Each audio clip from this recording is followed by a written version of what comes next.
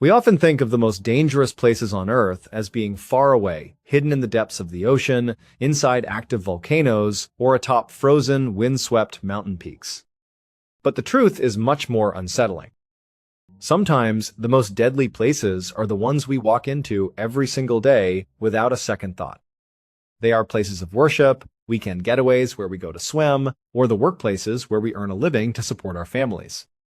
We step into these spaces trusting that they are safe, completely unaware that a series of small, silent failures has already transformed them into lethal traps. All it takes is one ordinary action, one minor oversight, and a normal afternoon turns into a tragedy. Today, we are going to look at 3 moments when people entered spaces they thought they knew, only to find themselves caught in situations that would claim their lives in the most unexpected ways. Our first story begins in the city of Waco, Texas, on a warm Sunday morning. The date was the 30th of October 2005, and the clock had just struck 10:30 inches the morning. Inside the University Baptist Church, a vibrant and close-knit community had gathered for their weekly service. At the front of the church, standing on the stage, was a 33-year-old pastor named Kyle Lake. Kyle was not your typical formal minister. He was a young, energetic, and highly educated man who had been leading this church for the past 7 years. Under his guidance, the congregation had grown dramatically, evolving into a lively group made up mostly of college students and young families who were drawn to his progressive and relatable approach to faith. Kyle was known for his quick wit, his warm smile, and his habit of playing lighthearted pranks on his congregation, even in the middle of a serious sermon. He had a way of making everyone feel welcome and comfortable. On this particular morning, Kyle's own family was right there with him. His wife was sitting in the front row watching him with pride, while his 3 young children were across the hall attending the kids' Bible study. Kyle had just finished delivering a powerful, uplifting sermon, and the energy in the room was joyful and light.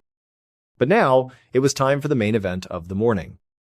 Kyle was about to perform a special ceremony to welcome a new member, a young woman, into the church family. For Kyle, this was the most meaningful part of his job.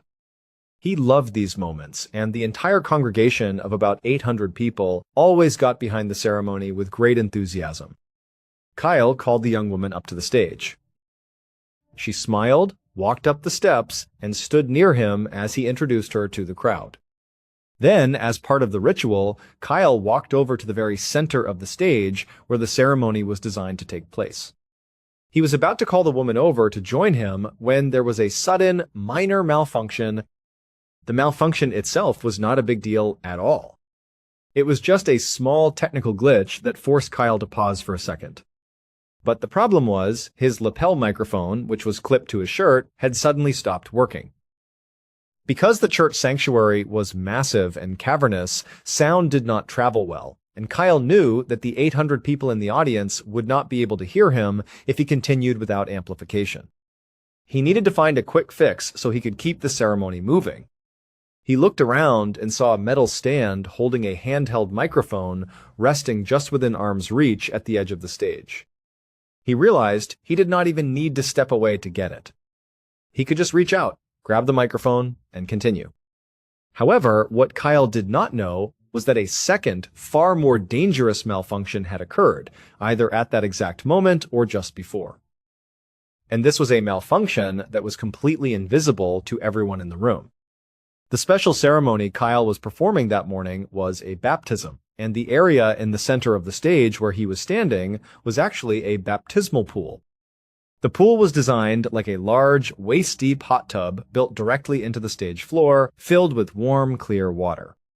Kyle had stepped into this water to prepare for the baptism, and he was standing there waist-deep, waiting for the young woman to join him.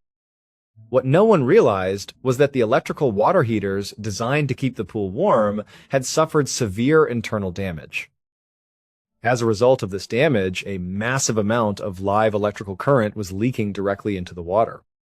Because the pool was made of insulated materials, the water held the high-voltage electrical charge, but the electricity had no path to the ground. Kyle was floating in this highly charged water, completely unaware of the danger because he was not grounded. But the moment his lapel microphone failed, and he reached out his hand to grab the metal microphone on the stand, everything changed in an instant. The metal microphone stand was plugged into the building's electrical system, which was connected directly to the earth. The moment Kyle's hand wrapped around that metal stand, he created a physical bridge. He became the pathway for the electricity to ground itself. The high-voltage current shot up from the water, through Kyle's legs, through his chest, and out of his hand into the microphone stand. The instant he touched it, Kyle began to scream at the top of his lungs. At first, no one in the congregation took his screams seriously. Because Kyle was so famous for his practical jokes and his playful nature, the 800 people in the sanctuary assumed this was just another joke. They thought he was pretending to be shocked or putting on a dramatic performance to make them laugh. Many people in the audience actually started to smile and chuckle, waiting for the punchline. But then, the screams did not stop. They grew louder, more frantic, and agonizing. At this point, his screams began to include words, and the congregation heard Kyle screaming, "Help! Help me!" At that moment, the laughter died instantly. The realization swept through the room that this was not a prank. Something was horribly wrong, even though they could not see any visible danger. The church erupted into absolute chaos. Some people bowed their heads and began praying as hard as they could for their pastor's safety. Others panicked and ran out of the building, while several people pulled out their phones and frantically called 911. Paramedics rushed to the scene and transported Kyle to the hospital, but despite the desperate efforts of the first responders and the medical staff, Kyle Lake did not survive. He had been electrocuted to death in front of his own family and his entire congregation. His wife, who had watched the entire tragedy unfold from the front row, was left devastated. She later filed a lawsuit against the electrical company that had installed and maintained the heaters in the baptismal pool. The lawsuit was eventually settled out of court for an undisclosed amount of money, but the tragedy left a permanent scar on the community, a haunting reminder of how a joyous celebration could turn into a nightmare in a single fraction of a second. Our second story takes us far away from the state of Texas, up north to the beautiful, quiet countryside of rural Ontario, Canada. The date was Sunday, the 15th of August, 1971, and the time was right around 50 inches the afternoon. Inside a modest home, a 3-year-old man named Michael was sitting in his living room, enjoying a quiet evening. Michael was a young man who lived for excitement and adventure. He was the kind of person who could never stay inside for long, always looking for his next physical challenge. As he sat on his couch, he was flipping through a thick photo album, looking at pictures of his many outdoor exploits. There were photos of him mountain biking down incredibly steep, rocky trails, climbing up sheer cliff faces, and his absolute favorite activity, scuba diving. Michael was not just a casual hobbyist when it came to diving. He was highly trained, exceptionally skilled, and widely regarded as the most experienced diver in his entire local area. He knew the equipment inside and outside, and he understood the rules of water safety better than anyone. As he was looking through his photos, Michael was suddenly interrupted by a loud, rapid knocking on his front door. He closed the album, stood up, and went to open the door, wondering who could be visiting him at this hour. When he opened it, he found himself looking at a local police officer who appeared to be completely frantic. The officer was breathing heavily and speaking so fast that Michael could barely understand him. The officer explained that a young man had been swimming in a nearby lake earlier that afternoon, and he had suddenly vanished under the surface. He had been missing for over an hour, and there was no sign of him. The local authorities and park rangers had rushed to the scene, but they quickly realized they had a major problem. They did not have any scuba diving equipment, and none of them had the training required to conduct a deep-water search. The police had been desperately asking around the area, trying to find anyone who owned scuba gear and might be able to help. Every single person they asked had given them the same name, Michael. The officer begged Michael to lend them his scuba equipment so that the police could go into the lake and look for the missing swimmer. But the problem was, Michael was kind of caught off guard by all this, and he realized that simply giving them his equipment was a terrible idea. Scuba gear is highly complex, and without proper training, an inexperienced person trying to use it in a high-stress search could easily suffer a fatal accident.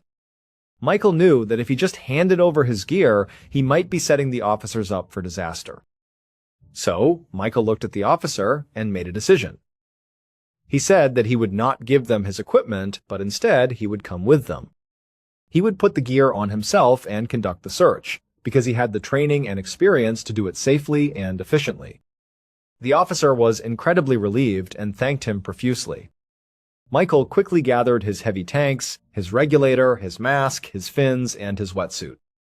He threw the heavy gear into the back of the police cruiser, climbed into the passenger seat, and the two of them sped off toward the lake, with their sirens screaming through the quiet rural roads. About 30 minutes later, the police cruiser pulled into a dirt parking lot surrounded by thick, towering trees. Through the branches, Michael could see the large, deep lake resting down below. To the left side of the lake, there was a massive concrete dam that controlled the water flow, and beyond that dam, on the other side, was a fast-moving river. Michael leaped out of the car, grabbed his heavy gear, and ran down the wooded path toward the water with the officer.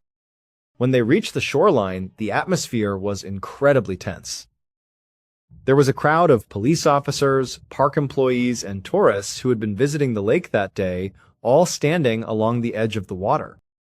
Off to the side, Michael saw the family of the missing swimmer. They were holding on to each other, crying and praying, desperate for any news. But as Michael scanned the scene, he noticed that no actual search was underway. Everyone was just standing on the bank, staring helplessly at the massive body of water. When Michael showed up with his professional diving gear, a wave of hope seemed to pass through the crowd. People looked at him as if he were a savior, believing that if anyone could find the missing young man and bring him back alive, it was Michael. Michael felt the weight of their expectations, but he knew that a person who had been underwater for over an hour had a very low chance of survival. Still, he wanted to do everything in his power to help. He sat down on the rocky shore and began the careful process of putting on his gear. The crowd watched in complete silence, their eyes locked on his movements. Once he was fully suited up, Michael stood up and looked out over the expansive lake. He needed to find a starting point for his search, but the lake was huge, and he was only one man. He stood there, scanning the surface of the water, which was completely flat and calm, like a sheet of clean glass. Because everyone had been ordered out of the water, there was not a single wave. But as Michael carefully studied the water, he noticed a tiny, subtle ripple right in the middle of the lake. It was the only movement on the entire surface. Michael pointed the ripple out to the police officer standing next to him and told him that he would start his search right there, as it seemed like the most logical place. He walked into the cool water, wading out until it reached his waist. He adjusted his mask, placed the regulator in his mouth, took a deep breath, and dove beneath the surface, disappearing into the dark water. About 15 minutes passed. On the shore, the police officer, the family, and the other searchers stood in silence, waiting for Michael to surface and give them an update. They knew he had plenty of air in his tanks to conduct a thorough search, so they tried to remain patient, but the tension was almost unbearable. Suddenly, a volunteer searcher came running along the shoreline from the direction of the dam. He was running as fast as he could, waving his arms and shouting for the police officer. He reached the officer and gasped for breath, telling him that they had found something in the river on the other side of the dam. At this point, the police officer is thinking that the missing swimmer's body had somehow carried over the dam and ended up in the river. He took off running with the volunteer, heading toward the concrete structure and pushing through the trees to the riverbank. When he arrived, he saw a group of park employees and other officers gathered in a tight circle near the water's edge. He pushed his way through the crowd, expecting to see the body of the young swimmer. But when the crowd parted and he looked down, he froze in absolute horror. Lying on the rocky ground was not the missing swimmer. It was Michael. Michael was dead. His heavy scuba tanks, his mask, and his regulator were completely gone, and his body was covered in deep, painful-looking cuts and bruises. The police officer was completely stunned, his mind racing to make sense of what he was seeing. Michael had just entered the lake 15 minutes ago, on the opposite side of the dam. How could he possibly be lying dead on the bank of the river? It took hours of investigation to piece together the tragic and terrifying sequence of events that had occurred. It turns out that 2 hours before Michael had even arrived at the lake, when the first wave of panic hit after the swimmer disappeared, a well-meaning park employee had made a catastrophic decision. The employee wanted to help find the missing swimmer as quickly as possible. He believed that if he could drain some of the water out of the lake, the water level would drop, making it much easier for searchers to see the bottom and find the young man. Without consulting any of the senior officials or thinking about the physical forces involved, the employee ran into the control room of the dam and turned a massive manual valve.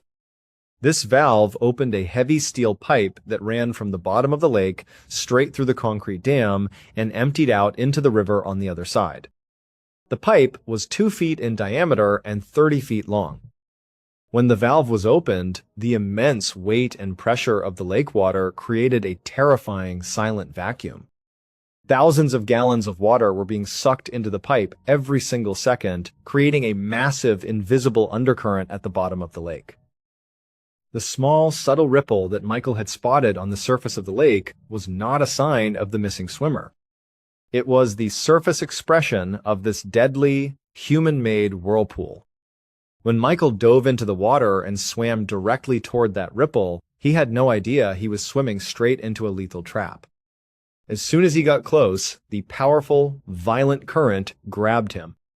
The force of the suction was so extreme that it instantly ripped his oxygen tanks, mask, and fins right off his body, leaving him completely helpless. Before he could even try to swim away, Michael was sucked headfirst into the dark, narrow steel pipe. He became tightly wedged inside the 30-foot-long tube, unable to move or breathe, and he drowned inside the darkness of the dam. The sheer force of the rushing water eventually pushed his body all the way through the pipe, expelling him out of the other side and onto the bank of the river, where the searchers found him. 4 hours after Michael's body was recovered, searchers finally located the missing swimmer. His body was found lying on the shallow shore of the lake, only 150 yards away from where Michael had first entered the water. The young man had drowned long before Michael ever arrived. In the wake of this double tragedy, the lake was permanently drained, serving as a silent, empty monument to a brave young diver who lost his life to an invisible, man-made vortex. Our third and final story takes us to the town of Auburn, Indiana, inside a busy manufacturing plant on a cool summer morning. The date was the 28th of June, 1988, and the time was exactly 5:00 inches the morning. Inside the factory, the heavy machinery was already humming, and the air was filled with the smell of metal and chemicals. Standing in the quiet supply room of the facility was a 25-year-old man named Jeffrey Link. Jeffrey was a machine operator at a company called the Bastion Plating Company. This factory was specialized in a very specific industrial process. They made chrome-plated parts for automobiles. It was a demanding, high-stakes manufacturing environment where workers had to deal with intense heat, massive hydraulic machines, and highly toxic chemicals on a daily basis. Because of the nature of the work, the job was undeniably dangerous.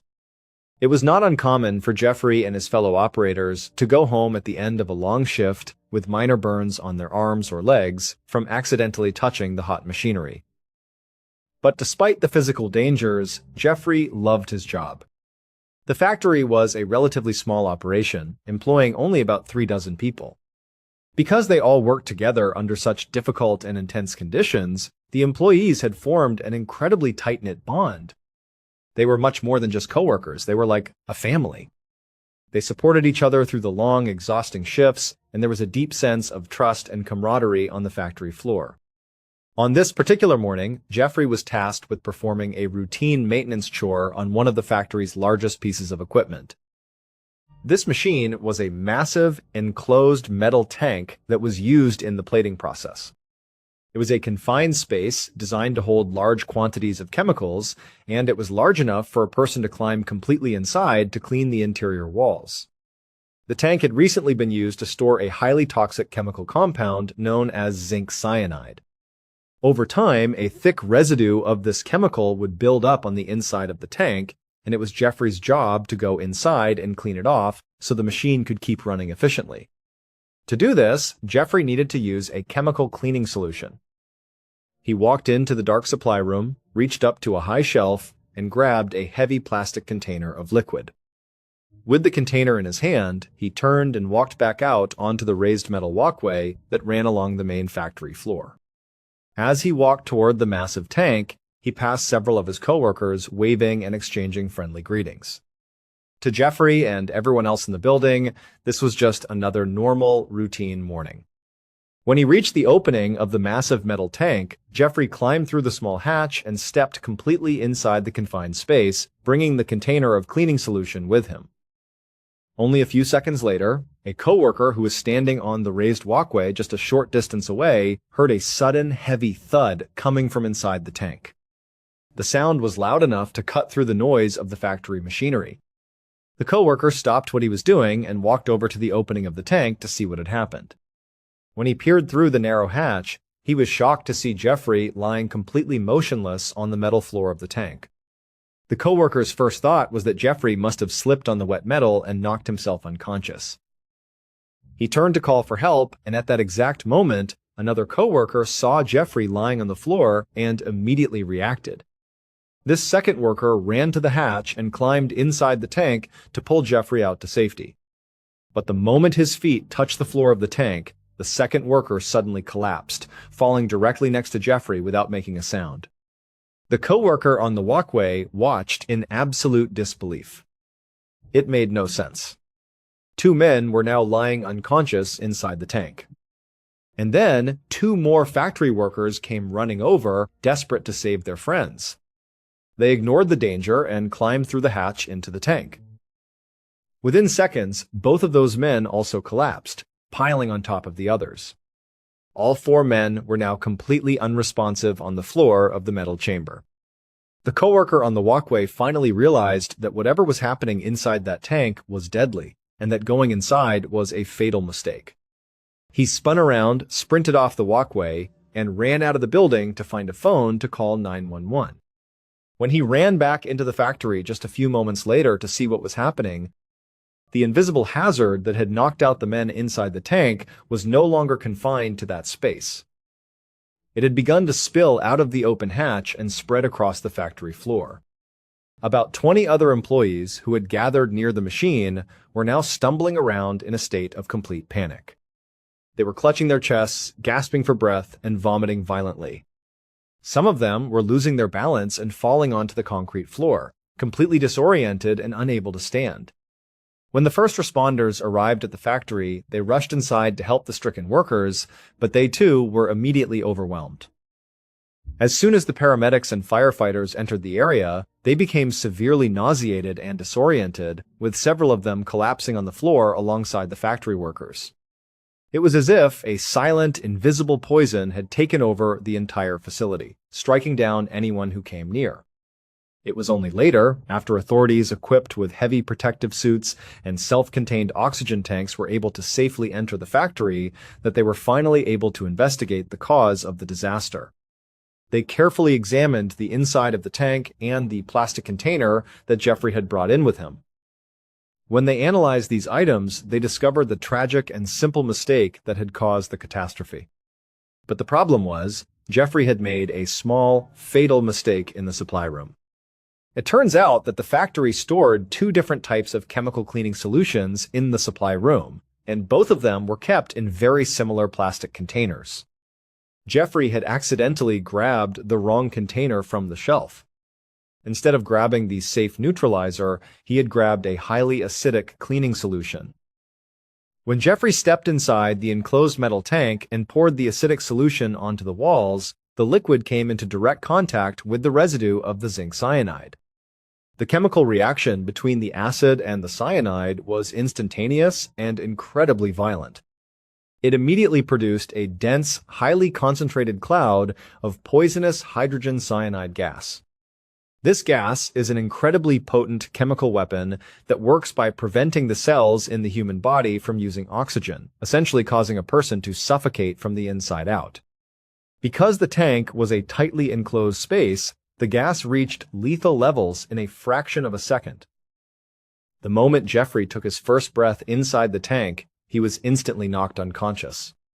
When his brave coworkers rushed inside to save him, they had no idea they were walking directly into a highly concentrated gas chamber. They breathed in the poison and collapsed instantly. The gas then began to billow out of the open hatch, spreading across the factory floor and poisoning everyone in the building, including the emergency personnel who arrived to help. In total, 39 people, including factory workers and first responders, had to be rushed to the hospital to be treated for severe chemical poisoning. Tragically, 5 people died that morning. Jeffrey Link, the 3 courageous co-workers who had rushed into the tank in a desperate attempt to save his life, and 1 additional factory worker who was overwhelmed by the gas on the factory floor. The tragedy at the Bastion Plating Company stands as a haunting reminder of how a single, simple mistake in a hazardous environment can trigger a chain reaction of devastating loss, leaving an entire community to mourn the brave men who sacrificed their lives trying to save one of their own. These 3 tragic stories serve as a warning about the fragility of life, showing that dangerous traps can exist in the places we trust the most. We must cherish every moment, for tomorrow is never promised. If you're ready for stranger, darker, and more mysterious stories, there's a complete playlist waiting for you right now. See you in the next story. Think about the last time something happened to you that felt too precise to be an accident. Maybe it was small. You thought of someone you hadn't spoken to in years, and they called that afternoon. Maybe it was slightly stranger than that. Or maybe, if you're honest, there was one moment in your life that you still can't fully explain. One moment where the timing was so exact, the collision of 2 separate paths so perfectly arranged that the idea of pure randomness starts to feel almost naive. The 5 stories you're about to hear are not small coincidences. One of them is about a father and a daughter, both looking for each other on the same street on the same afternoon, captured together in a single photograph neither of them knew was being taken. One is about a man who told Hollywood he was nobody and accidentally convinced the right person that he was exactly who they needed. One is about a man who has been swallowed by the ocean, by the jungle, by sharks, and eventually by a whale, and who keeps walking back out. One is about a sheriff on a plane in a snowstorm who looked out his window at exactly the right second and saved a man who did not deserve to be saved. One is about a stranger who got into the wrong truck and ended up destroying the one life that had nothing to do with any of it. 5 stories. 5 moments where you'll ask yourself, what are the odds? But here's the thing about that question. Sometimes the answer is beautiful. Sometimes the answer is that the universe quietly intervened and 2 people found each other after a decade of searching. And sometimes the answer is that the same impossible precision, the same 1 in a trillion alignment of time and place puts a monster exactly where he needs to be. The odds don't care which outcome you're hoping for. They just land where they land. Let's get into it. If you're someone who likes strange, dark, and mysterious stories told like a film, you are in exactly the right place. That is all we do here, and we upload once a week. Hit subscribe, turn on notifications, and let's go. In 2007, a 60-year-old man named Michael Dick was living a quiet life in Bow, East London, with his wife and 2 daughters. He had spent most of his working years as a carpenter, and now, semi-retired, he spent the bulk of his time around family, around friends, in the rhythm of a life that was ordinary, in the best sense of the word. But that year, something started pulling at him. 10 years earlier, Michael had gone through a difficult divorce from his first wife. The split had been messy, the kind of divorce that leaves no clean lines, no good feelings, and a lot of distance between people who once shared a life. When it was finalized, his ex-wife had stayed in the family home in Sudbury, in the county of Suffolk, about an hour and a half north of London. Their daughter from that marriage, Lisa, who had been 21 at the time, had stayed with her mother. And Michael had gone south. And the years had passed. And now 10 of them were gone. He hadn't spoken to Lisa in a decade. He didn't have her phone number. He didn't know her address. He didn't even know where his ex-wife was anymore, which meant that route was closed too. Lisa had been 21 when he last saw her. She was 31 now. He had missed a significant portion of her adult life, and sitting with that fact in 2007, Michael found that he could no longer just let it sit. He talked to his wife. He talked to his two younger daughters. He told them he needed to find Lisa. Not wanted to, need to. And so they agreed. They would go to Sudbury and start from the only fixed point they still had, which was the address of the old family home. In August of that year, Michael and his two daughters loaded into the car and drove north to Sudbury. He found his old street. He parked in front of the house he had once lived in, got out alone, walked to the door, and knocked. A family he didn't recognize answered. They knew nothing about his ex-wife. They knew nothing about Lisa. They wished him luck and closed the door, and Michael walked back to the car carrying the particular weight of a plan that had already failed at the first step. The three of them drove around Sudbury for a while, half hoping they might simply spot Lisa on the street somewhere, knowing that was almost certainly not going to happen, and gradually arriving at a more practical idea: the local newspaper.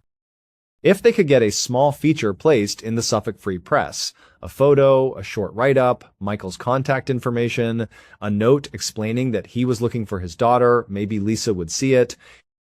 Maybe she still had connections to Sudbury. Maybe someone who knew her would pass it along. They drove to the paper's offices and went inside. A reporter listened to Michael's story and agreed it was worth a small feature. He and a photographer brought Michael and his daughters outside.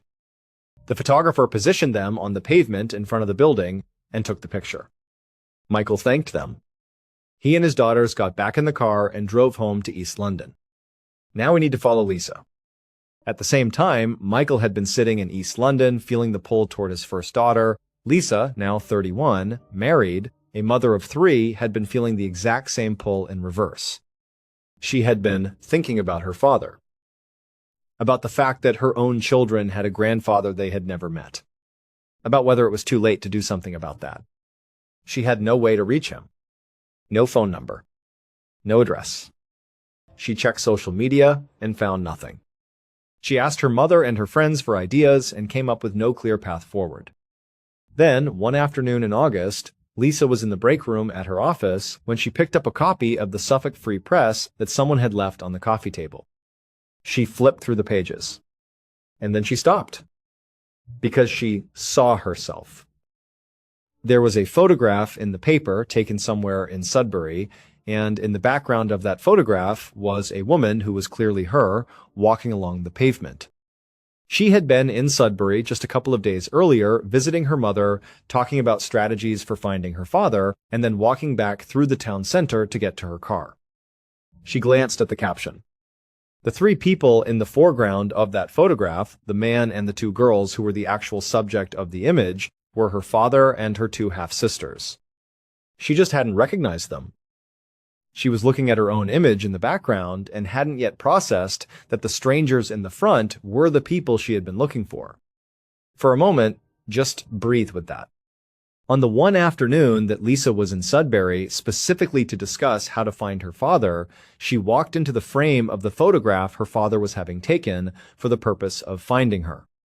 100 feet separated them on that pavement. They were walking in the same direction, in the same town, for the same reason, without knowing the other was there.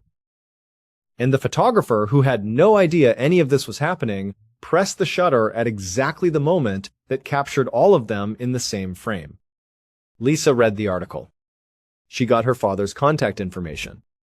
She called him. Michael's first reaction, reportedly, was that this was a scam. Someone had read the article, seen an opportunity, and was impersonating his daughter. It took some convincing. But eventually, he believed it was real, and he drove straight to Sudbury, and he met his grandchildren for the first time. Today, Michael and Lisa are still in contact. There is no explanation for why the photographer took the shot at that precise second. There is no explanation for why Lisa happened to be in Sudbury on that particular day. There is no explanation for why Out of all the days and all the streets and all the windows and all the copies of a local newspaper sitting on coffee tables across that part of England, these two people found each other through a single accidental image in a free weekly paper. But here is the detail that stays with me longest. Lisa had gone to Sudbury specifically to talk to her mother about strategies for finding her father. That was the purpose of the trip. She was sitting in her mother's house, probably at a kitchen table, probably with a cup of something warm, working through the problem of how to locate someone who had moved on and left no trail. And then she walked back through the town center to get to her car. Mike, someone at that same moment, was standing in front of the offices of the local paper, being photographed for the article that was supposed to solve the exact same problem from his direction. They were not just in the same town. They were both actively in the middle of searching. Both of them mid-effort, mid-plan, mid-hope. And neither knew the other was there 100 feet behind them doing the same thing from the other side. When Lisa eventually called Michael and convinced him it was real, and he drove to Sudbury to meet her, there would have been a moment, some moment in that first meeting, maybe over a meal, maybe standing on a doorstep, where someone said, "We were there at the same time." We were that close. And neither of us knew. What do you do with that? There's no clean emotional response to it. There is grief in it. 10 years of distance, of not knowing, of children growing up without grandparents, and a father without his daughter. There is also something that feels almost like a joke the universe is telling, except the punchline is one you actually wanted. They were looking for each other. They were right there. A photograph caught what neither of them could see. Sometimes the universe just gets it right. And sometimes it lets you see the evidence afterward. In the final semester of his college education in Wisconsin, a 21-year-old man named Harry signed up for an acting class because he thought it would be easy. He was shy by nature and figured the class might help him come out of himself a little. He expected to sit in a room, read some lines, get his grade, and move on.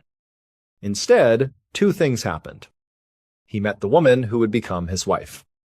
And he discovered, to his genuine surprise, that he actually loved acting. When he graduated, Harry and his new wife made the decision that most people who feel that particular love decide to make. They went to Hollywood. He auditioned for Columbia Pictures' New Talent Program, a pipeline designed to give new actors and actresses a foot in the door at a time when getting any foothold in Hollywood was nearly impossible. He was accepted. He signed a contract that paid him almost nothing. And the program immediately began sending him out for parts. Nobody wanted Harry. This is not a cruel summary, it's what happened. Month after month, the only roles that materialized were minor and non-speaking. The kind of roles that don't advance a career. The kind that fills out a crowd scene. After 2 years of this, in 1966, something changed. Harry was offered a speaking role in an actual film. Not a lead. Not a supporting part. A 60-second scene where he played a bellhop in a hotel, walked on screen, called out for a guest, found the guest, handed him a piece of paper, and left.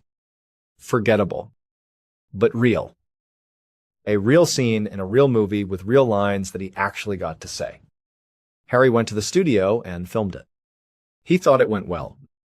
He came back to the New Talent Program offices afterward, and before he'd barely gotten through the door, one of the producers in charge of the program called him over and asked him to come upstairs. They sat down. The producer told him he had seen the scene.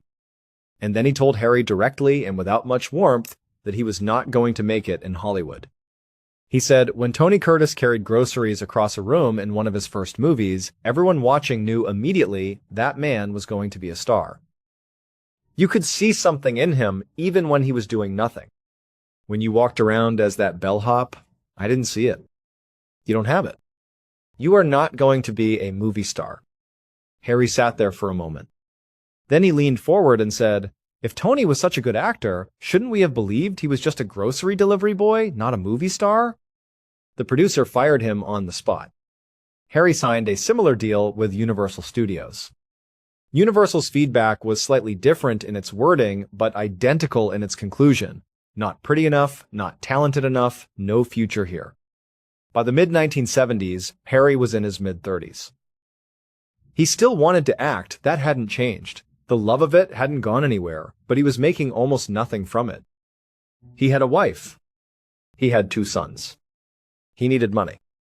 And so he made a decision that had nothing to do with any particular aptitude and everything to do with necessity. He would become a carpenter.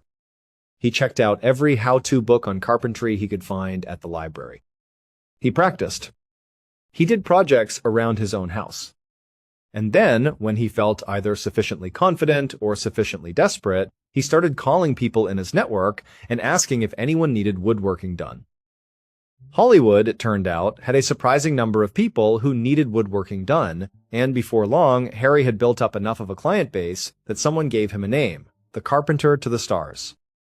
Which was, as he would later acknowledge himself, somewhat ironic, given that he was frequently spotted on job sites holding a carpentry manual in one hand while doing the actual carpentry with the other. In 1976, Harry had been a full-time carpenter for about a year when one of his closest friends, a man named Fred Roos, who was a casting director and film producer, called him with what he described as an opportunity. Harry was not interested. He said so directly. He had accepted, more or less, that acting was behind him. He had a family to support, a business that was working, and no desire to go back into rooms where people told him he wasn't good enough. Fred told him this was different. This wasn't a standard audition. This was a situation where a very specific, very unusual director needed one more person for an audition session, and the person was not being asked to actually try out for anything. He would just sit in the room, read lines so the real candidates could deliver their performances against someone, and that was it. The director, who was known for running group auditions so he could assess chemistry and dynamic in real time, was short one male actor because someone had dropped out last minute. Fred had volunteered Harry to fill the slot. Harry pointed out, not incorrectly, that this sounded like a waste of an afternoon. Fred acknowledged that it might be. But he also pointed out that this director was becoming a significant figure in Hollywood and that the other people in that room were going to be people worth knowing, even if nothing came of the acting. Worst case, Harry walked away with a couple of potential carpentry clients and an afternoon out of the house. Fred said, "Just go. Read the lines. Don't try to act." They told me specifically he's there to facilitate the audition, not to participate in it. Just go. Harry went. He was handed the script. He was reminded more than once that he was not auditioning. Just read the lines. Monotone was fine. The other people in the room were the ones being evaluated. He was furniture. And so Harry sat there, bored, slightly irritated at having been voluntold into this situation, not performing for anyone, and just reading, being himself. Which, as it turned out, meant coming across as a grumpy, sarcastic, somewhat alpha man who didn't particularly care what anyone in the room thought of him. Because he didn't. He was only there because Fred had essentially guilt-tripped him into it, and he wasn't pretending otherwise. This, as it turned out, was exactly the quality that the director had been trying to find in one of the central characters of the film he was casting. That specific gravity, that particular kind of man who seems like he's not performing for anyone because he isn't. Nobody told Harry what was happening. He read the lines all day, decided at the end of the session that he could now throw the script in the trash and never think about this again, and was on his way out when the director walked up to him. The director's name was George Lucas. The man he had been watching all day, the man who thought he was just there to read lines and go home, was Harrison Ford. And George Lucas said, "I was wrong. You are perfect for this. I need you to play Han Solo." Harrison Ford said yes. The rest of that story is a matter of record. Star Wars was released in 1977 and became one of the most successful films in cinema history. Harrison Ford went from a carpenter who kept books in his tool belt to one of the most recognizable actors alive. A few years after all of this, after Star Wars, after the sequels, after Harrison Ford had become the kind of name people recognized everywhere, he was having lunch at a restaurant on a Hollywood studio lot when a waiter approached with a silver tray. On the tray was a single business card. The waiter set it down and walked away. Harrison picked up the card and flipped it over. On one side, written by hand, were 3 words: "I missed my bet." On the other side was the name of the producer from the new talent program, the one who had called Harry into his office in 1966, told him he had no future, and fired him on the spot. The man was apparently in the same restaurant, had spotted Harrison across the room, and had sent over that card as an acknowledgement. A concession. An olive branch, maybe, or just an honest admission from someone who had been spectacularly wrong? Harrison Ford would later say in interviews that the moment he understood what he was looking at, the card, the message, the implication that this producer was somewhere in that room watching him, he scanned the room once, couldn't pick the man out because he genuinely had no idea what he looked like, decided he wasn't going to waste any more time looking, set the card down on the table, and went back to his lunch. He didn't need to find the man. The card said everything. There are people who appear to exist slightly outside the normal rules. Michael Packard is one of them. In 2001, when Michael was 38 years old, he was on a small plane over Costa Rica when it crashed. The pilot, co-pilot, and 1 passenger were killed on impact.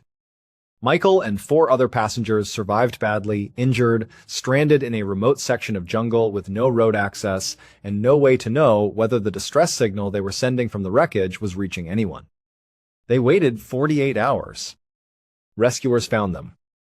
A doctor at the hospital where Michael was treated told him afterward that based on his injuries, he would not have survived another night in the jungle.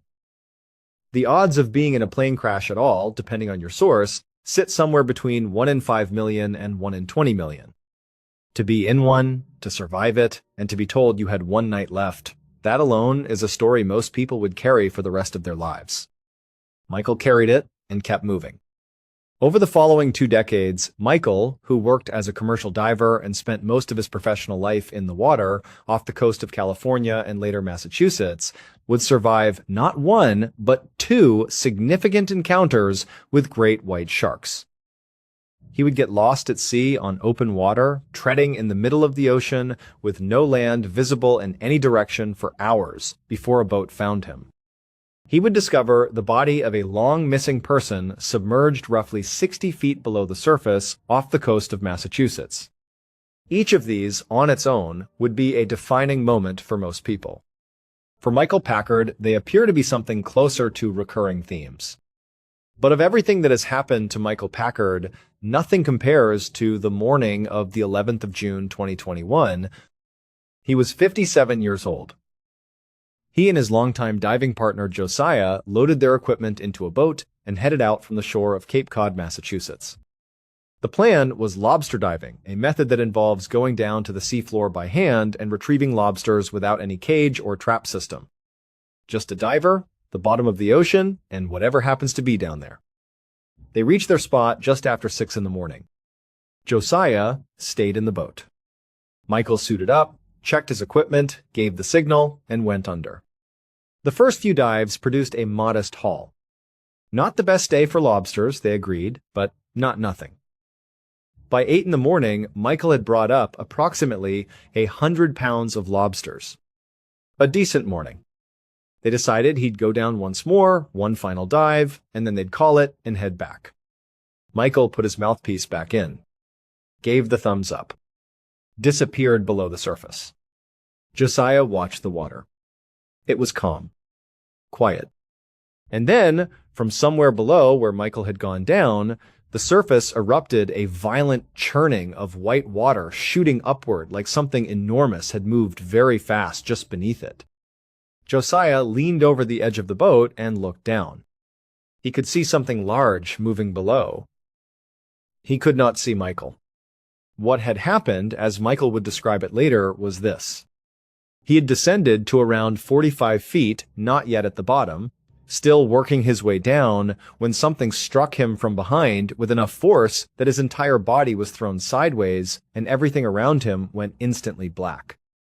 The impact knocked the mouthpiece out of his mouth.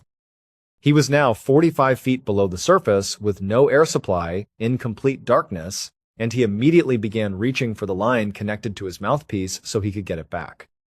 But as his hands moved through the dark space around him, they found walls. Soft walls that were also somehow firm, walls that were warm, walls that seemed to pulse and flex. He was enclosed. He was inside something. The space was relatively large enough that he wasn't immediately compressed, but it was not still. It was moving and moving fast, and the water inside it was sloshing violently against every surface. He kept reaching for the mouthpiece line. He found it. He jammed it into his mouth and inhaled. And with air back in his lungs, he had his first coherent thought. Has a shark swallowed me? He reached for teeth, feeling along the inner walls for the thing that would confirm his worst assumption. But there were no teeth. Only those shifting, pulsing walls. And then the pressure concentrated specifically on his legs intensified. That was when he understood. He had been swallowed by a humpback whale. Not a shark. A humpback. An animal that can reach 60 feet in length and 70,000 pounds in weight, and that survives entirely on small fish and krill, which meant that what was currently clamped around Michael's legs was the whale's mouth, and the whale was in the process of trying to figure out what it had accidentally collected. For approximately 45 seconds, Michael Packard was inside the closed mouth of a living humpback whale, 45 feet below the surface of the Atlantic Ocean. When the whale registered that this was not a small fish, it began shaking its head hard, back and forth to dislodge whatever it had taken in. That motion was what Josiah saw from the boat, the eruption of white water at the surface as an animal the size of a school bus thrashed its head to get rid of the thing in its mouth. After several seconds of this, Michael was expelled. He came out into open water with enough ambient light filtering down that he could see around him. The water was turbulent and disorienting. He looked down. Directly below him, the tail of the whale slid through his field of vision as the animal swam away, apparently unconcerned. Michael made it to the surface. Josiah pulled him into the boat. The first thing Michael managed to say was that he had been inside it, and that it had tried to eat him. He was taken to shore and transported to a hospital where he was evaluated. The extent of his injuries, significant bruising on his legs where the whale's mouth had been closing, no broken bones, no internal damage. No respiratory complications despite having spent the better part of a minute without consistent air supply at depth. He was discharged that afternoon. In interviews afterward, Michael Packard spoke about being swallowed by a whale with a kind of settled calm that suggested either profound equanimity or a complete recalibration of what counts as unusual. Reporters asked him how he felt, what he would do differently, whether he was going to stop diving. He said he was going back in the water as soon as he was able. Experts estimated the probability of a human being accidentally swallowed by a humpback whale taken alive into the closed mouth of a living cetacean and then expelled at approximately 1 in 1 trillion. Michael Packard had already survived a plane crash, 2 great white shark encounters, and being lost at sea. The ocean has tried to keep him 4 times. He keeps coming home. On the evening of the 6th of January, 1982, a man named Harold Bray, a sheriff in Jefferson County, Colorado, an area sitting just west of Denver along the edge of the Rocky Mountains, arrived at Denver International Airport running late. A snowstorm had been working over the Denver metro area for most of the day, and the drive-in had been slow and treacherous. Harold had made it, but barely. He checked in, cleared security, and reached his gate just as boarding had begun. He filed into the queue, found his seat at the front right side of the plane, buckled in, picked up the in-flight magazine from the seat pocket in front of him, and waited. 15 minutes later, the plane began its roll down the runway and lifted into the night. Harold looked out the window. Denver at night from the air is a grid of amber and white light, spreading east across the plains and pressing west against the dark wall of the Front Range. Harold knew this view well. He spent enough time in Jefferson County to know the geography below him without needing a map. And so as the plane climbed and banked west, he tracked the landscape. The city, the suburbs, the black mass of open land, before the mountains began. And then something in the dark caught his eye. Cutting through the Rockies directly west of Jefferson County was a stretch of road called the Guanella Pass, 22 miles of switchbacks climbing over an 11,000-foot mountain crossing. In summer, it was a scenic drive. In winter, it was closed. Not advisable, not discouraged, closed. The road was not maintained once the snow came, and the combination of elevation, grade, and exposure made it impassable for any vehicle that didn't belong there. From the window of the ascending plane, Harold could see headlights on the Guanella Pass. In a snowstorm, at night, on a road that was supposed to have no one on it. He leaned toward the window and looked harder. The headlights weren't moving. The vehicle was stationary. And then he saw it, a light extending out from one of the windows, flashing upward into the sky. On, off, on, off. Deliberate. Rhythmic. The unmistakable signal of someone who needed help and was trying to be seen. Harold understood, in a way that required no deliberation, what he was looking at. He also understood that the probability of another plane flying over that particular section of mountains at that hour and having someone on board who recognized what they were seeing was essentially zero. If he sat back down, put the magazine in front of his face, and let the plane continue on its way, that person on the Guanella Pass would not be found until it was too late. It was negative 22 degrees Fahrenheit on that mountain that night. Harold got up, climbed over the person in the seat next to him, found a flight attendant in the aisle, and explained quickly and clearly what he had seen and what he believed it meant. The attendant took him seriously. They went to the cockpit. The pilots got on the radio.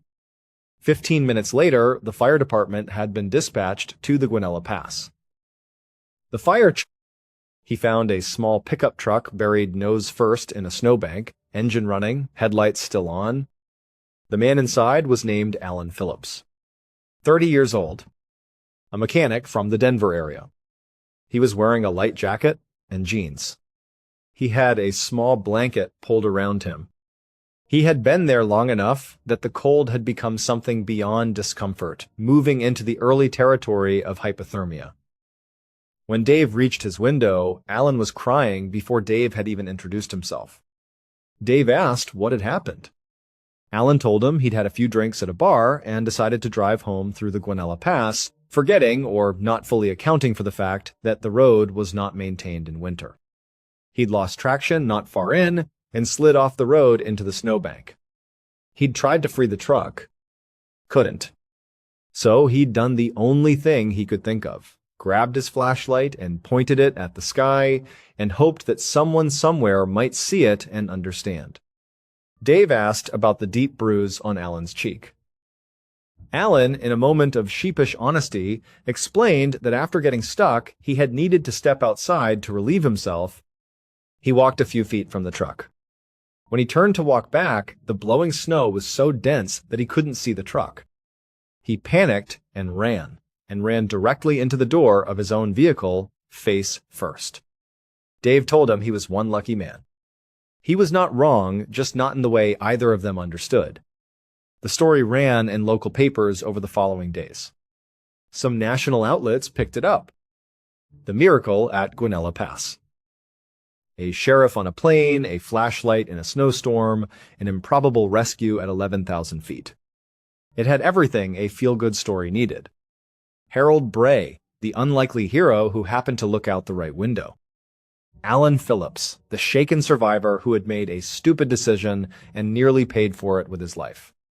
Dave Montoya and the fire department, who had driven a four-wheel drive into a blizzard in the middle of the night because someone passed a message down from a plane. The whole thing read like something that was meant to happen. Like the story was pointing somewhere good. That headline did not age well.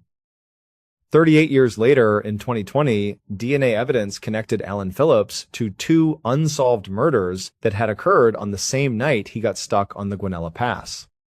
Earlier that evening, several hours before his truck slid off the road, Alan had picked up a 22-year-old woman named Annette Schnee, who was hitchhiking in an area near Breen Ridge, Colorado, roughly 50 miles from the pass. She got into the truck. Based on what investigators believe happened next, Allen produced a weapon, restrained her with zip-tie handcuffs, drove to a remote location, walked her into the woods, and shot her in the back. Her body was found face down in a stream. A couple of hours later, Allen picked up a second hitchhiker, a 29-year-old woman named Barbara Oberholzer. She got into the truck. He restrained her the same way. But Barbara broke free of her restraints. She struck Allen in the face, the blow that left that deep bruise on his cheek that he gave Dave Montoya such an embarrassed little smile about. She threw open the door of the moving truck and ran. Allen stopped the truck, got out, chased her down, shot her in the chest. He pushed her body off the side of a cliff into the snowbank below. And then he got back in his truck and drove toward the Guanella Pass, heading for the mountains, trying to put miles between himself and what he had done. He didn't know the road was closed. Or he didn't care. Either way, he didn't make it far before the truck went sideways on the ice and buried itself in the snowbank. And so he sat there in the dark, in the cold, a man who had just killed 2 women and was now going to die of exposure on a mountain in a snowstorm, and he did the one thing he could think of. He pointed a flashlight at the sky. And Harold Bray, a sheriff in Jefferson County, happened to look out his window at the right moment, from the right angle, at the right altitude, and saw it. In February of 2021, Alan Phillips, 70 years old at the time, still living in the Denver area, was arrested for both murders. Annette Schnee and Barbara Oberholzer had been dead hours of 38 years before anyone was charged with killing them. The rescue and the crime exist on the same night. The same flashlight. The same snowbank. The same man. One moment was described as a miracle. The other was not. The odds of Harold Bray being on that plane at that altitude, looking out that window at that exact second, the odds are nearly incalculable. Just like the odds of being swallowed by a whale. Just like the odds of finding your daughter in the background of a photograph you didn't know she was in, the difference is what the odds were in service of. Just after midnight on the 22nd of June 1991, a man named Charles Holden was on his way home from work in Harrington, Delaware, when he stopped at a fast food restaurant near his house. He ate. He got back into his truck. He started the engine. He was about to pull out of the lot when he saw a man jogging toward him from across the parking lot, waving him down. Charles stopped. He rolled down his window. The man said his sister was having a baby. He needed a ride to the hospital about 20 minutes away. He was asking for help. Charles looked at him. It was past midnight. He didn't know this man. And something about the interaction felt off in a way that Charles couldn't articulate but also couldn't dismiss. The feeling you get sometimes when your body registers something before your mind catches up.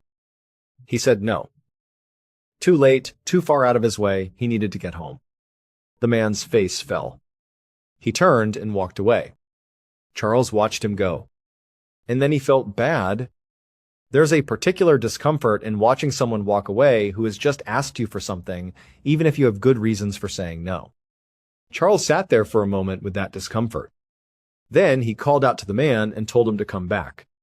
He'd take him part of the way. The man got in. They drove in the direction of the hospital. After about 3 miles, Charles pulled over on the side of the road and told the man this was as far as he was going. He lived only a block away, and he wasn't going to drive further from home at this hour of the night. The man in the passenger seat went quiet. Then he went angry. His hand went into his pocket. He started screaming, "Give him the keys, give him the wallet, hand everything over right now or he was going to kill him." Charles didn't deliberate.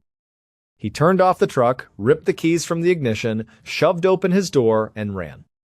Off in the distance, he could see a convenience store, lights still on. He ran for it.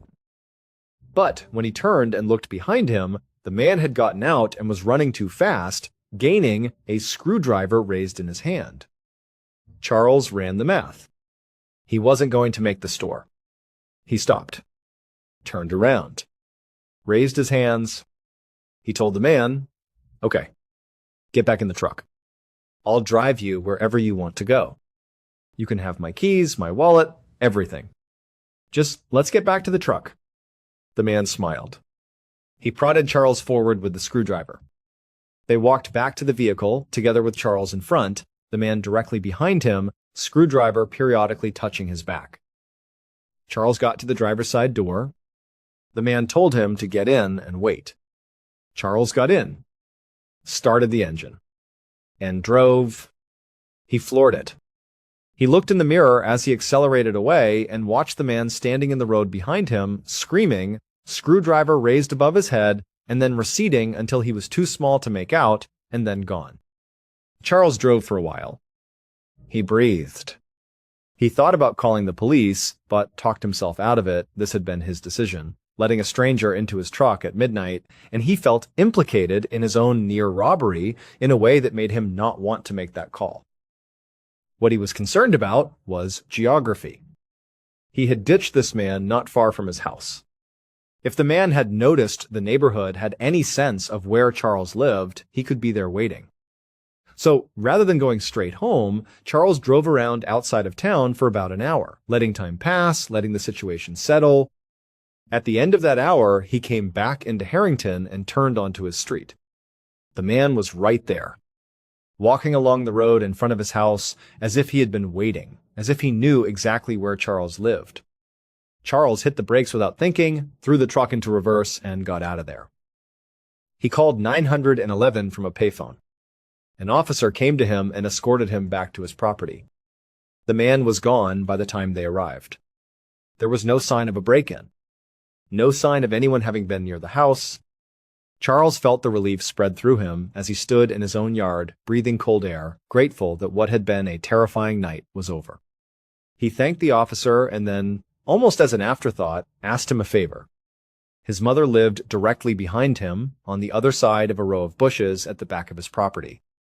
Dorothy, 70 years old, living alone. Charles asked if the officer wouldn't mind doing a quick check on her, just to confirm everything was okay on her side of the fence. The officer said, "Of course."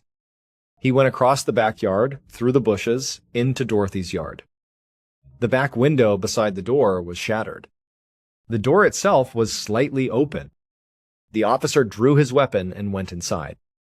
Dorothy was upstairs. She had been stabbed to death. The man's name was Gilbert Cannon. After Charles drove away from him the second time, Gilbert had needed somewhere to sleep.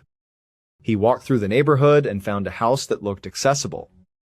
He broke in through the back door. Dorothy came down the stairs to confront the intruder. Gilbert was afraid she could identify him. He attacked her with the screwdriver he had been carrying all night. He had no idea that the house he had broken into belonged to the mother of the man he had tried to rob an hour earlier. The entire chain of events, the fast food restaurant, the late-night ride, the robbery attempt, the foot chase, the escape, the hour of driving around outside of town, the return to the neighborhood, the police escort home, and the discovery of Dorothy's body a matter of feet from where Charles was standing was, as Gilbert Cannon would later tell police, completely random. He didn't know Charles. He had picked the truck in the parking lot on impulse. After the robbery failed, he had picked the house on impulse. None of it was designed. There was no plan that threaded these two lives together. It just happened. Gilbert Cannon pleaded guilty to murder. He was sentenced to life in prison without the possibility of parole. Charles Holden gave a stranger a partial ride home because he felt bad about saying no. And his mother paid for it. There is no framework that contains that. No way to resolve it into something meaningful or instructive or fair. Some things are not coincidences in the beautiful sense, they are collisions, accidents of proximity, two people arriving at the same terrible place through paths that had nothing to do with each other, except that they did. Except that Charles made a choice at a fast food counter at midnight. Except that Gilbert picked that truck and not a different one.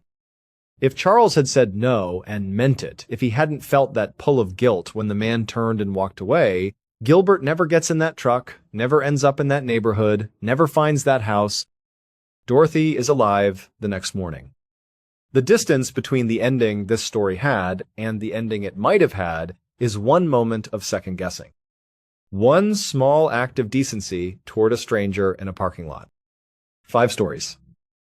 A father and a daughter walking 100 feet apart, caught in the same photograph on the same afternoon in the same town where they were both searching for each other. A man who went to an audition as furniture and came home as Han Solo.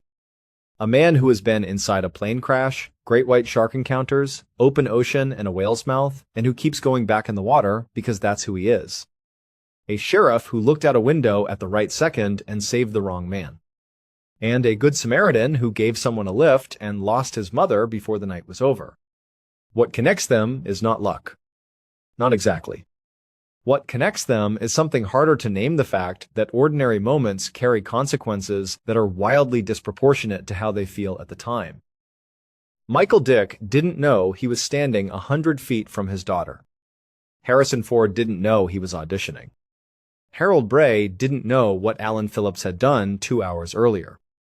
Charles Holden didn't know that the guilt he felt when a stranger turned and walked away would matter more than anything else that happened that night. They were just people in ordinary moments, making ordinary choices. And the universe arranged around those moments something enormous in one direction or another. The photograph finds you. The director notices. The ocean eventually lets you go. The flashlight gets seen. The stranger gets in. Most of the time, we will never know which of our ordinary moments carried the most weight. We don't get to see the photograph until it's already been taken. We don't find out about the open audition until we're already in the room. We can't know, standing in a fast food parking lot at midnight, watching someone walk away, whether the thing we're about to decide will change everything. We just make the call. And then we find out what it meant. Thank you for watching. If you want more stories like these, there are hundreds of them here on this channel. And if you want one recommendation from me, one video that's worth your time right now, it's this one right here. Until next time. We often think of danger as something obvious, like a dark alleyway in a bad part of town or a steep cliff edge during a storm.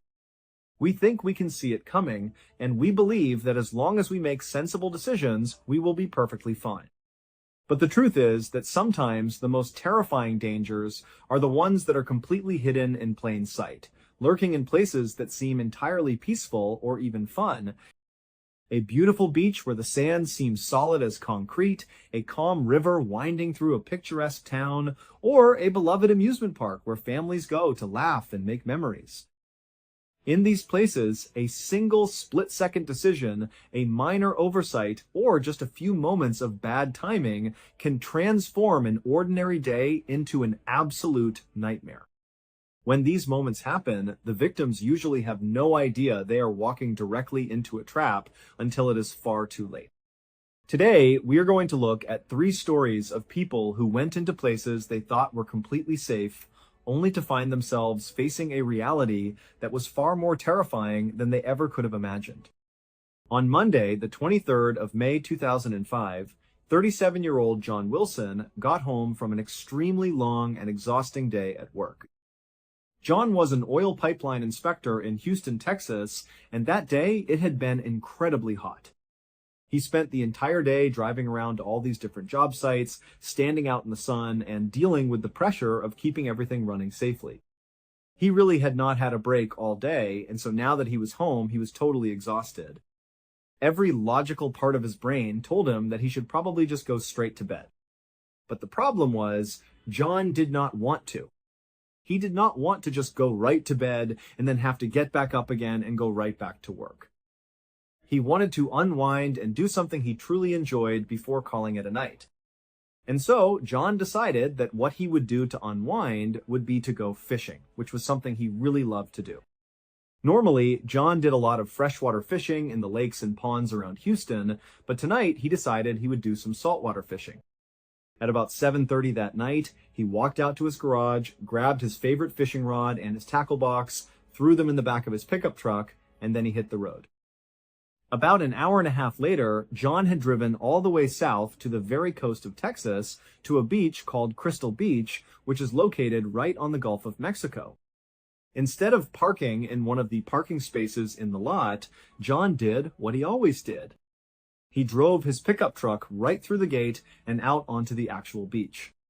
This beach actually had a reputation for having extremely hard-packed sand, almost like cement, because so many people like to drive their vehicles out onto the shore. John drove straight out towards the water, enjoying the open space and the cool night air. Although the tide was not completely low yet, it was slowly making its way towards low tide, which meant there was a lot of dry beach exposed. John drove for quite a while and then he parked. He positioned his truck still in the tidal zone, but well away from the water. John probably figured that he would not be there long enough for it to matter because high tide was not for several hours. And so John hopped out of his truck, prepped his fishing rod, and walked out into the actual surf. He cast his line and began to fish. It would have been very, very peaceful down there. There was not really anyone else on the beach, as it was pretty much the middle of the night. There might have been a couple of other fishermen way down the shoreline, but that was about it. For a while, John probably just enjoyed the peace and quiet, focusing on the rhythmic sound of the waves. But after a while, John got overwhelmingly tired. Maybe it was from all the hard work earlier in the day out in the sun that was finally catching up to him, or maybe it was all the moving around in the surf, getting knocked around by the water that was making him tired, or maybe it was both. But either way, John decided he wanted to take a short nap before he headed home again. He did not want to sleep in the cab of his truck because it was too hot and stuffy, and he wanted to enjoy the cool sea breeze. So he left the surf zone, dropped his fishing rod in the back of his truck, and then he crawled underneath his truck to take a nap on the sand, using the chassis as a shield from the damp night air. The following morning, a man who was out for a walk near Crystal Beach looked out into the water and saw a pickup truck half submerged in the surf zone. He immediately knew something was wrong, so he called the police. When the police arrived, they realized they could not easily get to the truck, so they called a tow truck. The tow truck driver showed up to the beach, but when he got there, it was still relatively high tide. He had to wait for a couple of hours until the tide went down enough that he could actually walk out, attach the chains, and start pulling this truck out of the surf zone. Finally, when it was low tide enough, the tow truck driver walked down to the truck, but as soon as he was standing next to this partially submerged vehicle, his heart sank. He saw there was a body poking out from underneath the truck, and that body belonged to John Wilson. No one knows for sure what happened to John after he climbed underneath his truck, but the best guess is that after he went under there, he fell into a very deep sleep and slept for much longer than he anticipated. In that time frame, even though the sand of this beach had a reputation for being really, really hard, something critical changed. As the tide slowly began to turn and rise, the water started to seep up through the sand from below. When water mixes with packed sand, it causes the sand to lose its solid structure and behave like a liquid, a process known as liquefaction. Over a couple of hours, his heavy truck would have begun to sink into the softening sand. It settled lower and lower, and so John, as he was laying there, at some point would have been trapped by the underside of his truck. From that point, either the truck just continued to settle, ultimately crushing John to death, or it kept him pinned there while he was still alive, and then the tide came in, and eventually he drowned. Either way, John's final moments must have been absolute torture, and a peaceful night of fishing ended in unspeakable horror. Our next story takes us to Sevnica, which is a gorgeous town right in the heart of Slovenia. It is situated right along the scenic Sava River, which is one of the longest and most beautiful rivers in all of Europe. For decades, the section of the Sava River that flows past Sevnica was a highly popular destination for kayakers and canoeists who love to paddle through the calm, peaceful waters. But that all changed in 2008 when a massive hydroelectric dam was built across the river. This dam created a complete dead end for anyone trying to go through that section of the river. Boaters would have to stop at the dam, get out of their boats, walk all the way around the massive concrete structure, and then pick up the river on the other side. For many locals, this marked the end of a long and beloved tradition. In 2008, while this dam was still under construction, the mayor of Sevnica, who was a strong supporter of the dam's construction, understood that this was a bit of a boomer for the people in town. While the dam itself was going to provide a lot of clean electricity for the community, it did mark the end of an era. And so he decided he would organize a final historic trip down the Sava River past the dam while they could still go right past it. He was calling this trip the Final Descent. He went all around town talking to local leaders and residents, asking if they wanted to join him on this final journey. He eventually recruited 27 other people to come with him, making a total group of 28 eager participants. A few weeks later, on the 3rd of July 2008, after all the preparations were completed, the mayor and the rest of his crew made their way upstream to a loading area where 4 large canoes had been set out for them. The staff people who had actually provided these canoes offered the group life jackets, but remarkably, virtually everyone in the group turned them down. It is unclear why they refused the life jackets, but one could guess that because the river itself was incredibly calm and smooth, and because they were not expecting to be on the water for very long, they simply decided they did not need them. They felt perfectly safe. And so, after all 28 people got into their canoes, with exactly 7 people per canoe, they pushed off the shore and began their slow, peaceful trip down the river. The mayor had even hired a professional photographer to come along with them to document their journey. As soon as they took off, the photographer was looking around, taking pictures, and filming the group. The weather was beautiful, the water was completely calm, and everything was going perfectly. But about 15 or 20 minutes into their journey, the canoes turned a corner and they got a clear view of the massive dam, which was about 1,000 feet away from them at the time. Now, the dam was not completely finished yet, but it was pretty close to being done. The actual concrete structure was built, and even from 1,000 feet away, it was very obvious that up ahead, there were these big cement archways where the river water flowed down over the dam. The whole group pretty much immediately saw they had a problem. The plan, according to what the mayor had told everyone, was that they would get to this dam, but on the left side, there was going to be a strip of waterway that had not been blocked off yet. Because the dam was not fully complete, the construction crew had told the mayor that there would be an area on the left side where they could basically just casually float right past. They would not have to go down the dam, and it would be totally safe. But here they were, on the water, looking at the dam, and even from 1,000 feet away, it was obvious there was no side way to get around the structure. The dam went from one bank to the other, completely blocking the river. They clearly had to go through the dam, or they had to get out of the water and walk around it. Now, the river was moving very, very slowly, and there was not a strong current. This meant there was no urgent, panic-induced decision that needed to be made. The group intuitively knew that the right choice here was to go to the side of the river, get out of their canoes, and either carry their boats around or just end the trip right there.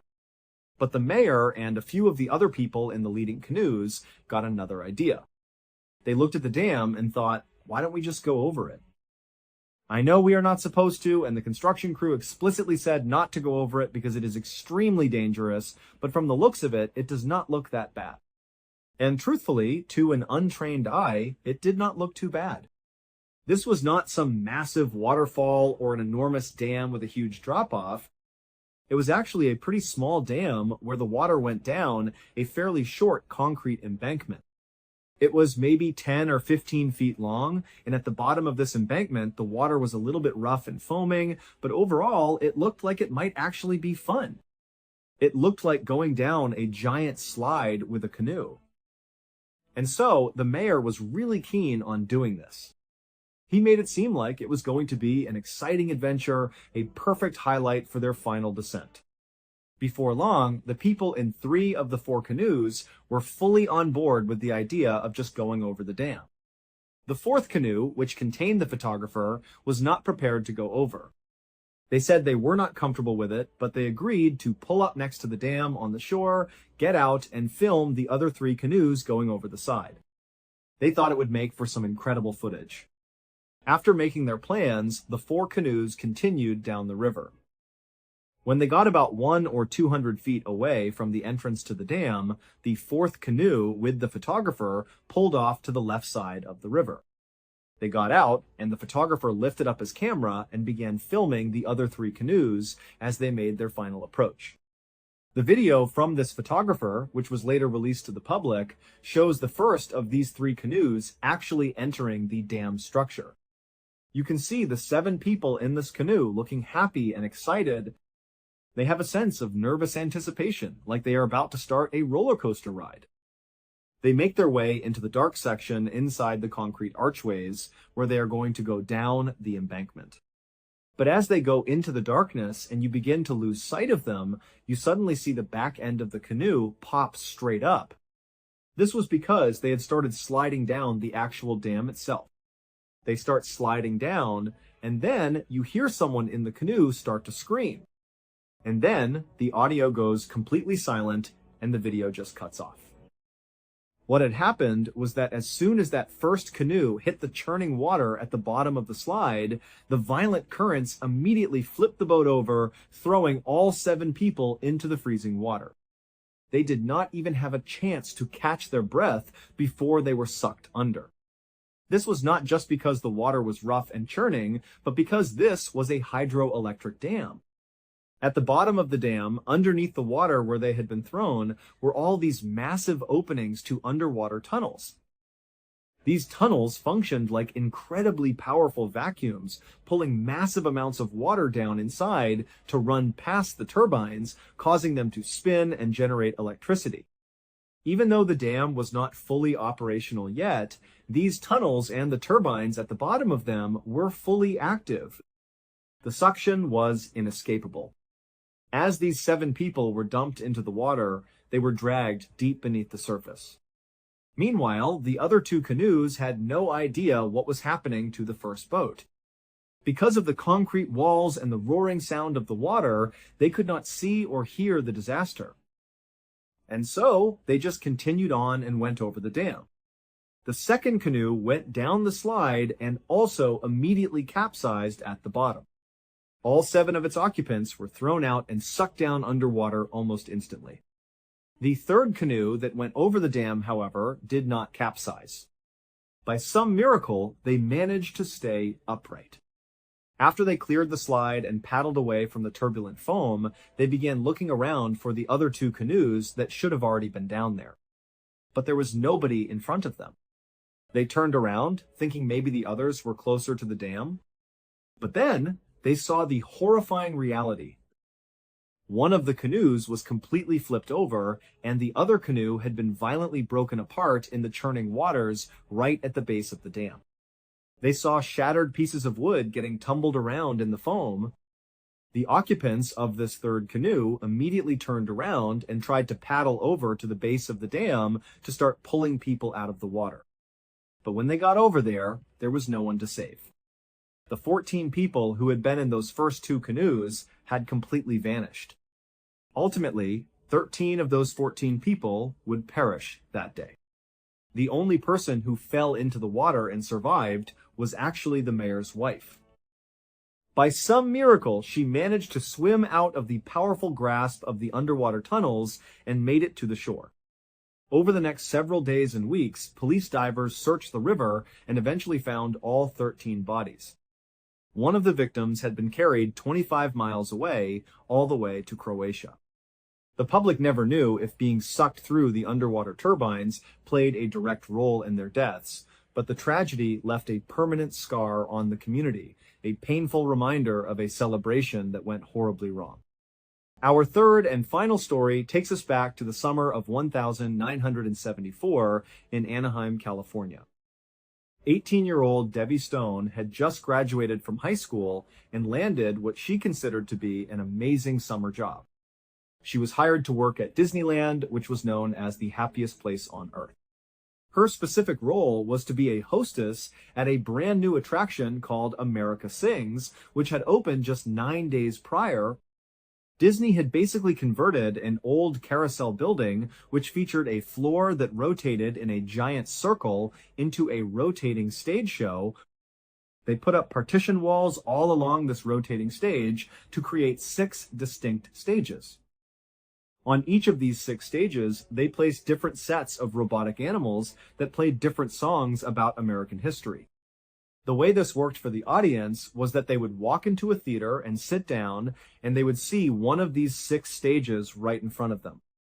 The robotic animals would perform a short musical act, and then the entire stage would rotate, bringing the next stage in front of the audience. The audience would remain seated in their chairs until all 6 stages had rotated past them. Debbie's job at America Sings was to welcome the guests at the start of the show. She would walk out onto the stage, give a friendly introduction, and then step off as the show began. Once all 6 acts were finished, Debbie would walk back out onto the stage, say goodbye to the audience, and guide them toward the exit doors. It was a simple, fun job, and Debbie loved it. On the 9th of July, 1974, Debbie was asked to work an evening shift. She arrived at the attraction around 10 o'clock that night, right as a new show was starting. She went inside, hopped on stage, greeted the audience with her bright smile, and then stepped back into the wings as the show began. For the next 30 minutes, all 6 stages performed their acts. After the final performance was over, Debbie dutifully climbed back onto the stage, said goodbye to the crowd, and then, as the audience was leaving the theater, she turned around and walked towards the back of the stage she was on. What happened next requires some additional explanation. Behind each of the 6 stages was a large circular room in the center of the building that was used for storage and maintenance. This center room was completely stationary. It did not move. The outer ring of stages and their tall back walls rotated directly around this stationary center room. The gap between the outside of this center room and the inside of the rotating back walls of the stages was extremely narrow, measuring only a couple of inches. It was a massive pinch point, and if a person got stuck back there, it would be highly dangerous. However, Disney had not put any physical safety guards, warning sensors, or emergency shutoff switches in place. They had simply told their staff to be careful and not to go back there. As Debbie walked toward the back of the stage that night, intending to move to the adjoining stage, something went terribly wrong. In the dim light, she either tripped, lost her balance, or misjudged her footing, and she fell directly into the narrow gap between the 2 back walls. Debbie was immediately wedged tightly between the stationary center wall and the back of one of the rotating stages. She tried desperately to pull herself out, but she was completely stuck. She began to panic and started screaming for help at the top of her lungs. But the timing was tragic. At that exact moment, a new crowd of loud, talking guests was walking into the theater, and the loud, cheerful theme music of the attraction began playing. Debbie's screams were completely drowned out. The new audience members in the front rows did hear a faint, muffled screaming sound, but they simply assumed it was a realistic sound effect or a pre-recorded part of the show. And then the automated system started, and the massive, heavy stages began to rotate. Because Debbie was trapped in the tiny gap, the physical force of the rotating stage was absolutely immense. As the stage began to turn, she was forcibly dragged, twisted, and rolled through the narrow space. Her bones began to break, and she suffered catastrophic internal injuries as the heavy machinery relentlessly forced her body through the gap. But remarkably, Debbie did not die instantly. When the stage finally finished its rotation and locked into place, she was still alive, trapped in the dark, and in absolute agony. She used every bit of strength she had left to continue screaming for help. But once again, the music was too loud, and everyone assumed the screams were part of the show. A few minutes later, the act was completed, and the stage rotated again, crushing and dragging Debbie's broken body a second time. It was only at the end of the entire show when a concerned guest finally alerted the staff about the persistent screaming that anyone went to check. They turned on the lights, looked into the gap, and discovered Debbie's lifeless body. The news of Debbie's tragic death sent shockwaves through the community and the theme park industry. Her family was completely devastated. unable to comprehend how their vibrant young daughter could have died in such a horrific manner at the happiest place on earth. Disney ultimately reached a small financial settlement with Debbie's family. Following the tragedy, the America Sings attraction was closed for several days while engineers installed advanced safety sensors, physical barriers, and emergency cutoff switches to ensure that no human being could ever access that dangerous gap again. The ride eventually reopened, but the memory of that terrible night lingered in the minds of the staff for decades. These three tragic stories serve as a powerful and deeply sobering reminder of the fragile nature of human life. In every single one of these cases, the victims were completely ordinary people who were simply trying to enjoy their lives, work their jobs, or have a little bit of fun. None of them woke up that morning thinking they were embarking on their final day on Earth. John Wilson just wanted to relax by the ocean after a hard day of work. The mayor of Sevnica and his friends just wanted to celebrate their local river and have an adventure. Debbie Stone was just doing her job, welcoming families to a place of joy. But in each case, they fell victim to dangers that were completely hidden or severely underestimated. It is a reminder to always respect the environments we enter, to never take safety for granted, and to remember that danger can lurk in the most unexpected and peaceful places. After hearing stories like these, it's hard to look at safe places the same way again. If you're curious how deep that idea goes, there's more waiting for you on the channel. See you in the next one. Over the years, a lot of people have claimed they were abducted by aliens. And if we're being realistic, there's no real, tangible proof that any human has ever stepped foot on an extraterrestrial spacecraft or visited another dimension. What we have are these wild stories from people who claim it happened to them. And while a lot of these stories are very quickly dismissed as hoaxes, there's one abduction story that is almost universally seen as the most famous and maybe the most believable of all time. And that is the story of Travis Walton. What makes this case so different, so famous, is that unlike almost every other alien abduction story, which usually just boils down to one person's first-hand account, this one was different. This one had a full-scale police investigation. It had up to 16 separate lie detector tests that were given to Travis Walton himself, along with all the other witnesses who were there that day.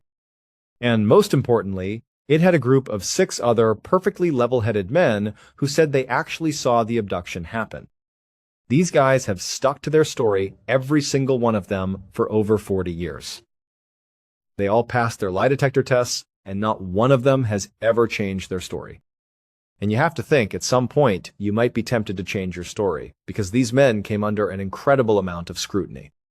This single event basically derailed most of their lives and their careers because everyone started labeling them as crazy people.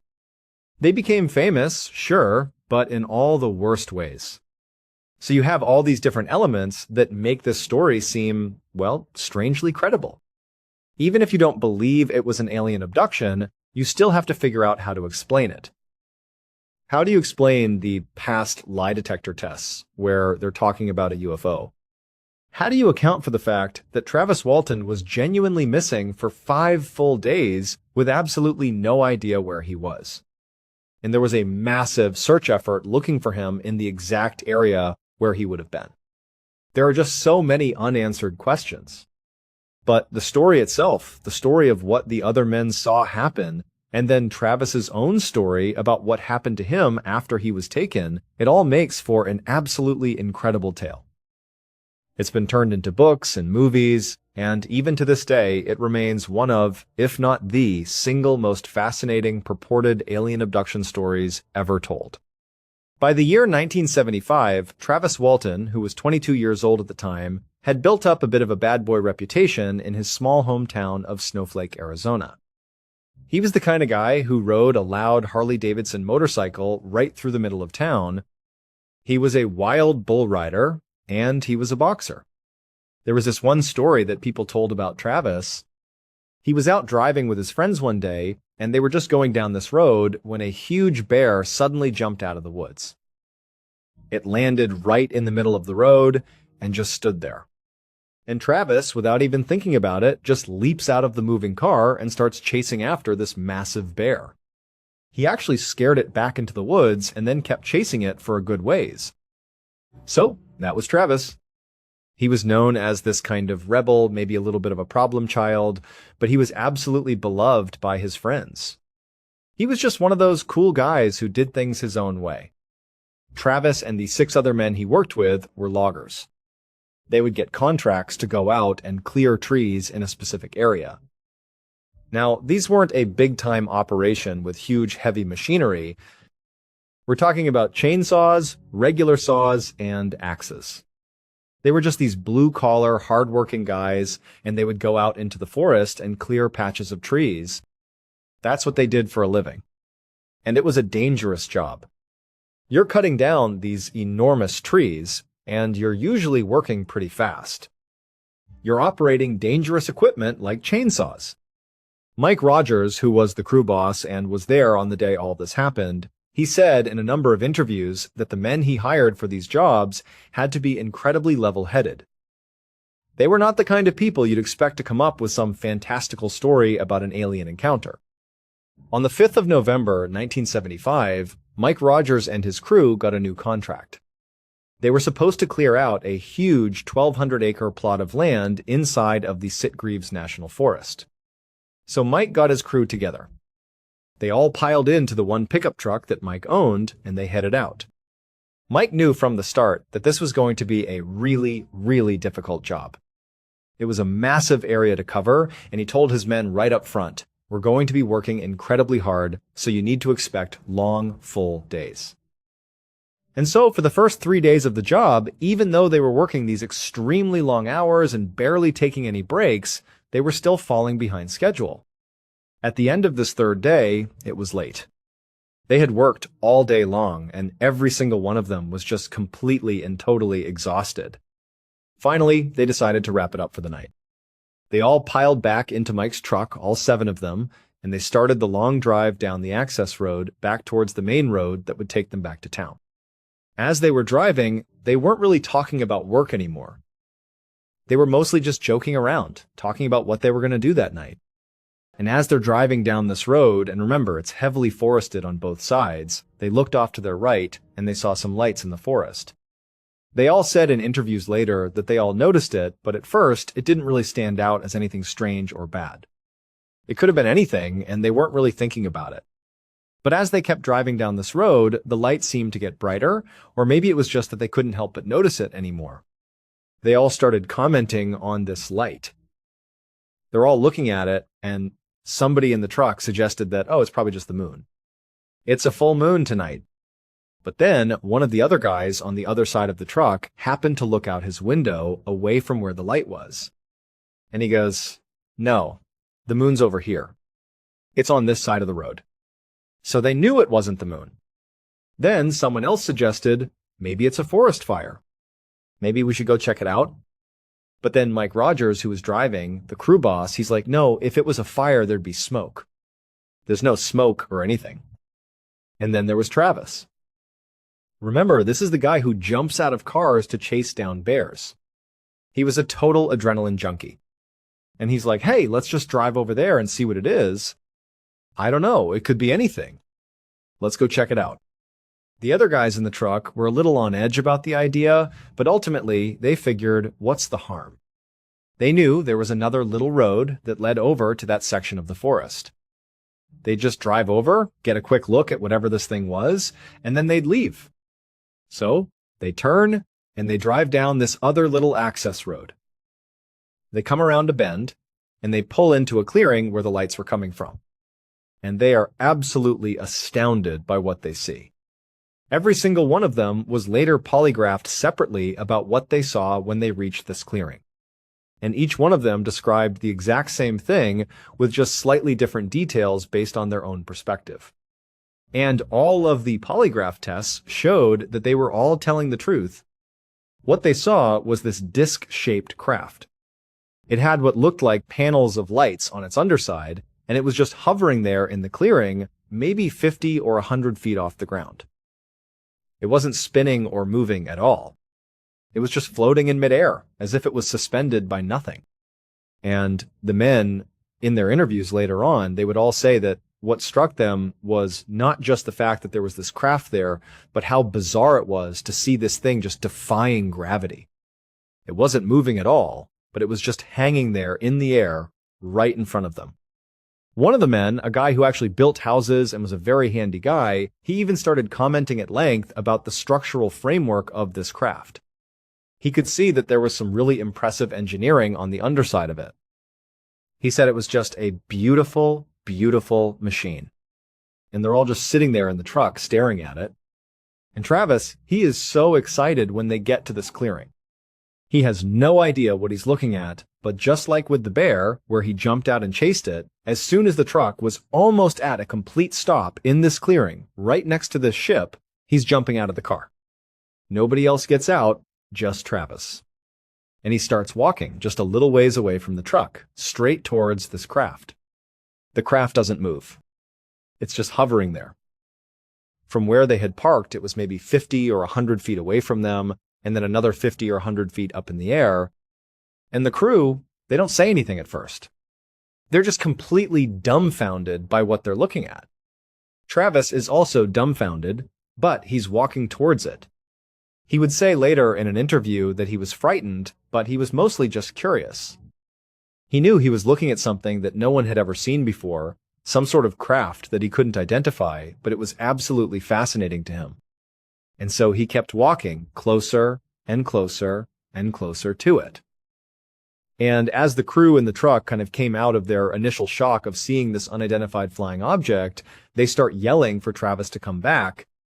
They all had this bad feeling, this sense that something was about to happen. And they thought, you shouldn't go near that thing. Come back. Not to mention, it's just hovering there in the air. What if it just falls and lands on you? They're yelling, Travis, get back over here. And it was like once one person started yelling for Travis to come back, they all did. And Travis remembered hearing them screaming for him to get back to the truck, but he wasn't really paying any attention. He just kept walking.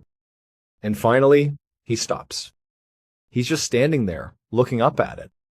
And Travis would say he was just struck by the beauty of the underside of this craft with all these different panels of lights built into it.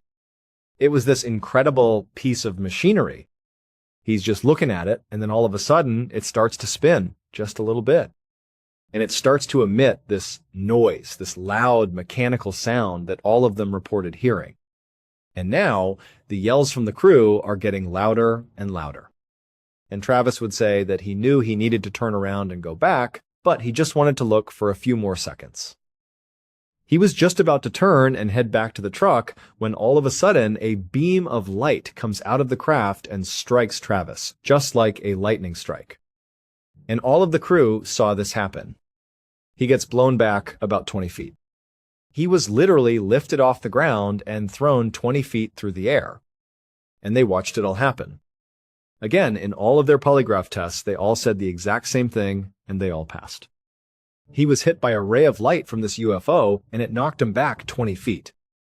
Mike Rogers, in a complete panic, along with everybody else in the crew, they just decided to leave. And as Mike is driving away like a maniac, leaving Travis behind, they're all trying to convince themselves that he's already dead. They're saying, we just watched him get shot by something.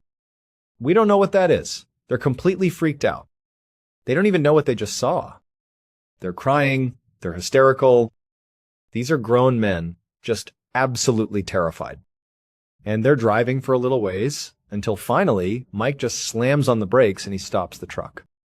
And Mike is like, we have to go back for him. He said, you guys can stay here and wait for me if you want, but this truck is going back to get Travis. And so the idea of waiting out there in the open after seeing what they just saw was even worse than the idea of going back. They wanted to stay together. So, a little bit begrudgingly, but knowing that they had to do it, they all got back in the truck. Mike turned it around and they started driving back up to the site where the UFO was. As they make it back up to the clearing, they notice that there are no lights up there anymore. The craft is gone. And there's no Travis. They get out of the truck, and now Mike is just uncontrollably crying because he feels like they just abandoned his friend, and now where did he go? Everybody else is in total shock. They can't believe it. They started screaming for Travis. They're running around in the woods, yelling his name, looking for any sign of him. They really don't know what happened, but they know Travis is not there. And after a little bit of time of looking, they're like, we have to tell the police. And they knew it was going to be bad for them.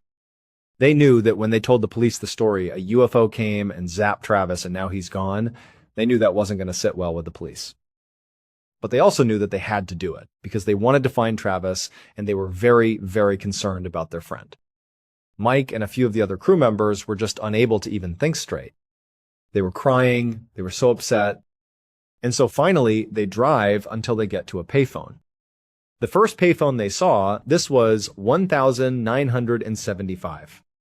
And a man named Ken Peterson, who was this very kind of simple, matter-of-fact guy, recently married, just a very simple, level-headed person, he decides that he's going to be the one to call the police because he was the only one who was composed enough to do it.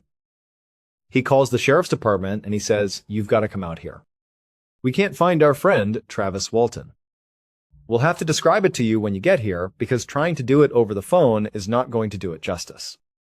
But he's gone, and we don't know where he went." Shortly after that, Sheriff Marlon Gillespie and his partner Ken Coplin, they show up at this rest stop where the payphone was. They get to the scene, they see Ken Peterson, who made the call to them, and they're like, all right, tell us what's going on. The rest of the crew has now gotten out of the truck. They definitely look distraught. And Ken begins to try to describe what happened, but he hasn't said the word UFO. He hasn't said aliens. He just said, we were up at the logging site. We had a contract up there. And then, it's just hard to describe. And Mike Rogers jumps in. He's like, we saw a UFO, an array of light hit Travis, and then he disappeared. And the sheriffs are just looking at them like, really? And so they stopped him right there and said, all right, I need to search your truck to make sure you guys aren't under the influence of something. And the crew's like, we haven't done anything. We've been working all day. They search the truck, find nothing. They check each of the men to see if they're sober, and all of their field tests show that they were all completely sober. And Sheriff Gillespie, who was the main sheriff in charge, even though he was a total skeptic and so was Sheriff Coplin, he would later say that during that first engagement with the 6 crew members, they were obviously shaken up by something. Something had happened to them. They didn't know what it was, but these men were genuinely shaken up. What Sheriff Gillespie actually believed was that they were creating a hoax to cover up a real crime. He believed that they had harmed Travis Walton in some way, and they were using this UFO story to cover it up. But he was also thinking to himself, this is a really bad hoax. It's not very well planned. They don't really have their stories lined up particularly well. They're not doing a very good job of explaining it. The only thing they're doing well is acting scared. A couple of hours later, the sun is starting to come up. This had all happened super late at night.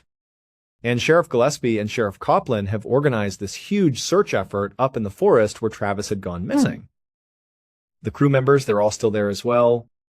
A bunch of volunteers showed up. They are scouring the entire area. I mean, they've got dogs out, they've got these huge teams of people looking everywhere, and they can't come up with anything. I mean, they are looking everywhere, and there is no sign. There's nothing. There is nothing from Travis. And so, while all this is going on, Sheriff Coplin and Sheriff Gillespie have started coming over to Mike Rogers and the rest of the crew and basically saying things like, hey, if you just tell us where Travis Walton's body is, we'll go easy on you guys. We know you did it. And the crew can feel that the pressure is really mounting. They know that if they don't find Travis, even though they didn't do anything, according to their story, they're going to face serious repercussions. Because that's just the way the world works. You don't get to say aliens did this and not have any blame placed on you because there's no proof. They just have their own eyewitness testimony, and that's it.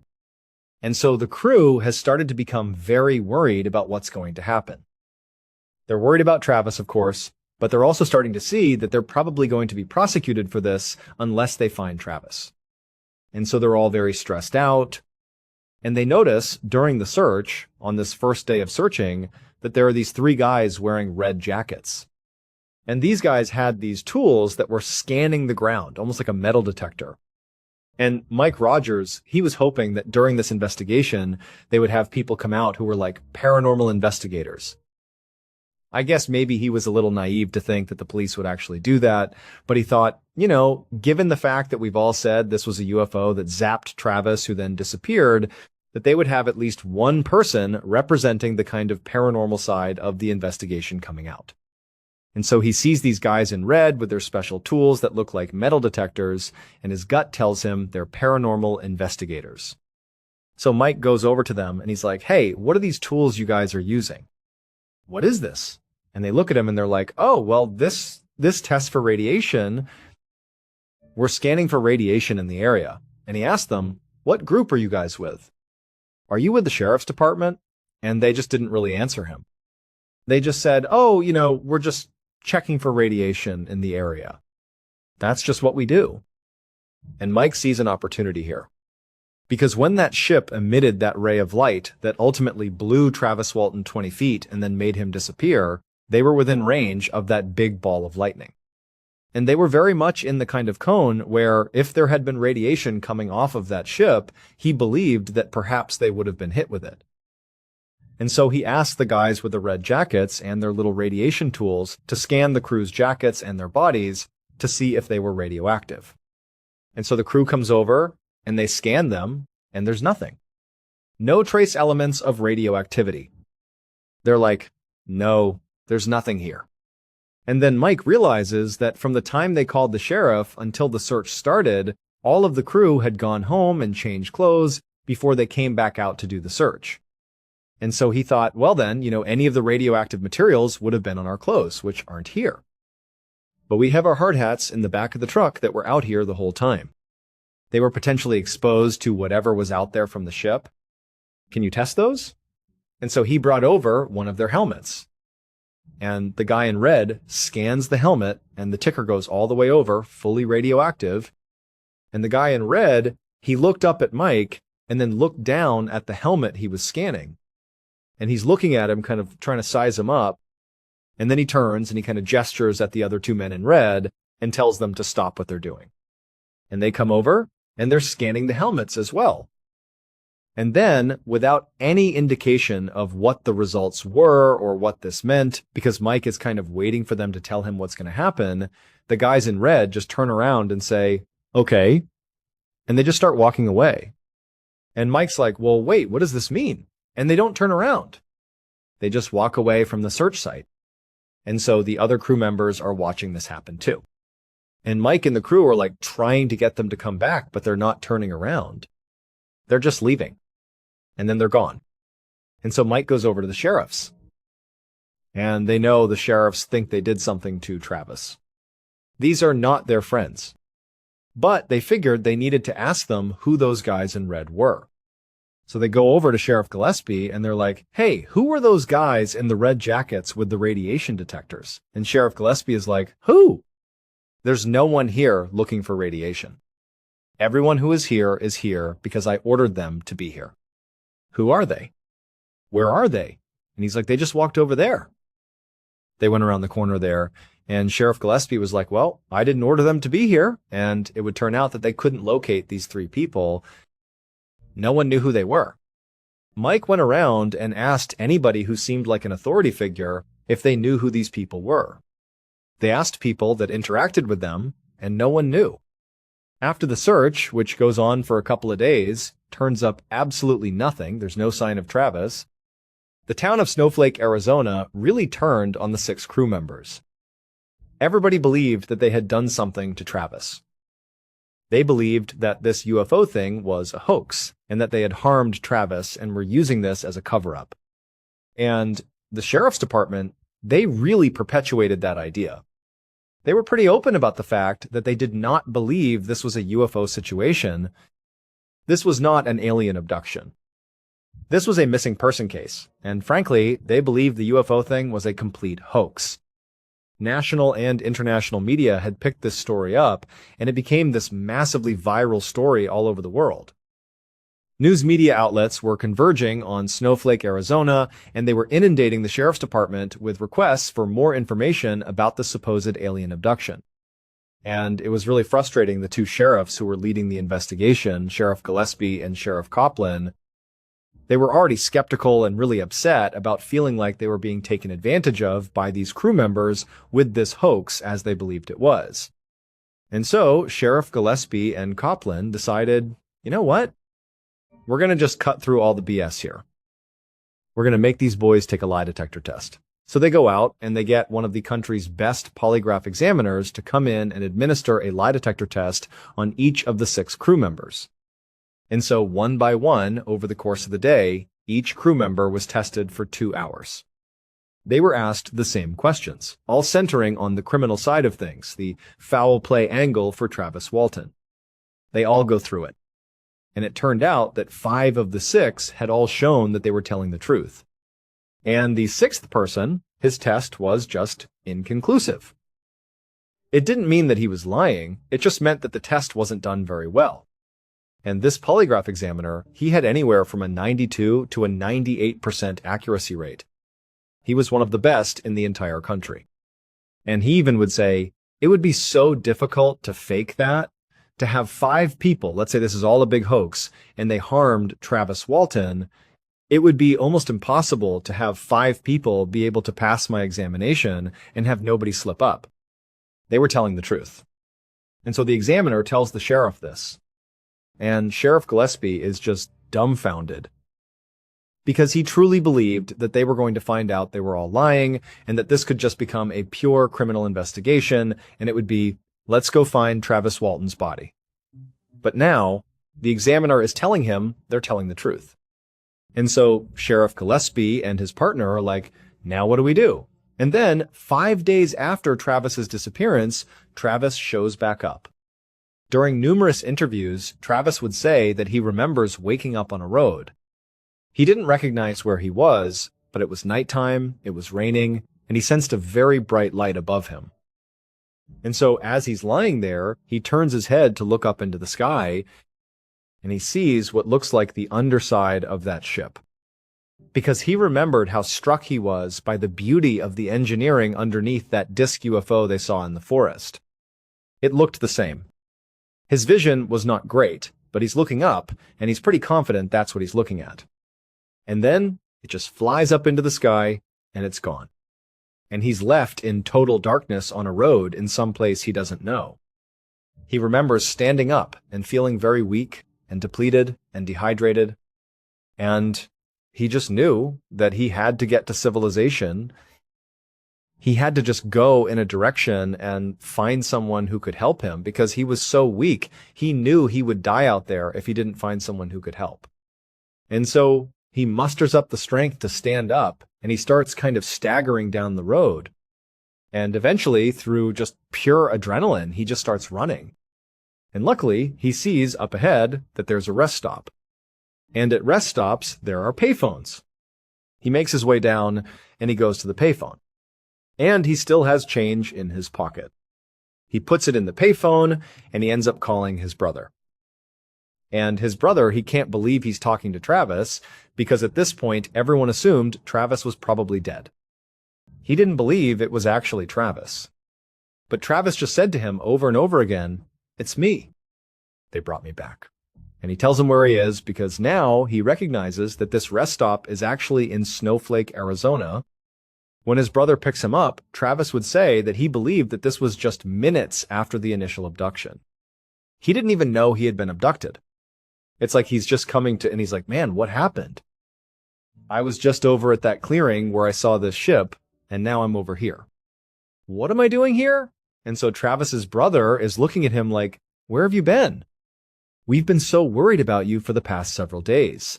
And Travis was kind of almost catatonic. He's in shock. He doesn't know what's going on. He looks at his brother and he's like, what do you mean days? And his brother's like, you've been missing for 5 days. And so Travis would say that when he heard this news, this revelation that he had been missing for 5 days, it absolutely put him into shock. He was in a catatonic state where he couldn't make sense of it. And so he just sat there quietly, and his brother is looking at him, not really sure what to even ask. He asked him a couple of times what happened, and Travis just didn't answer because he didn't know. He couldn't explain it. And so Travis's brother decides, instead of just immediately calling the police, I want to bring you to a hospital because clearly that needs to happen. And frankly, with the media circus that's going on, as soon as they find out you're back, it's just going to be mayhem. I want to make sure you're taken care of first. So he drives to Phoenix, Arizona, and he brings him to a hospital. And he asks the doctors to be discreet. And he has a doctor do an examination. The doctor knew who Travis Walton was because he had been following the news.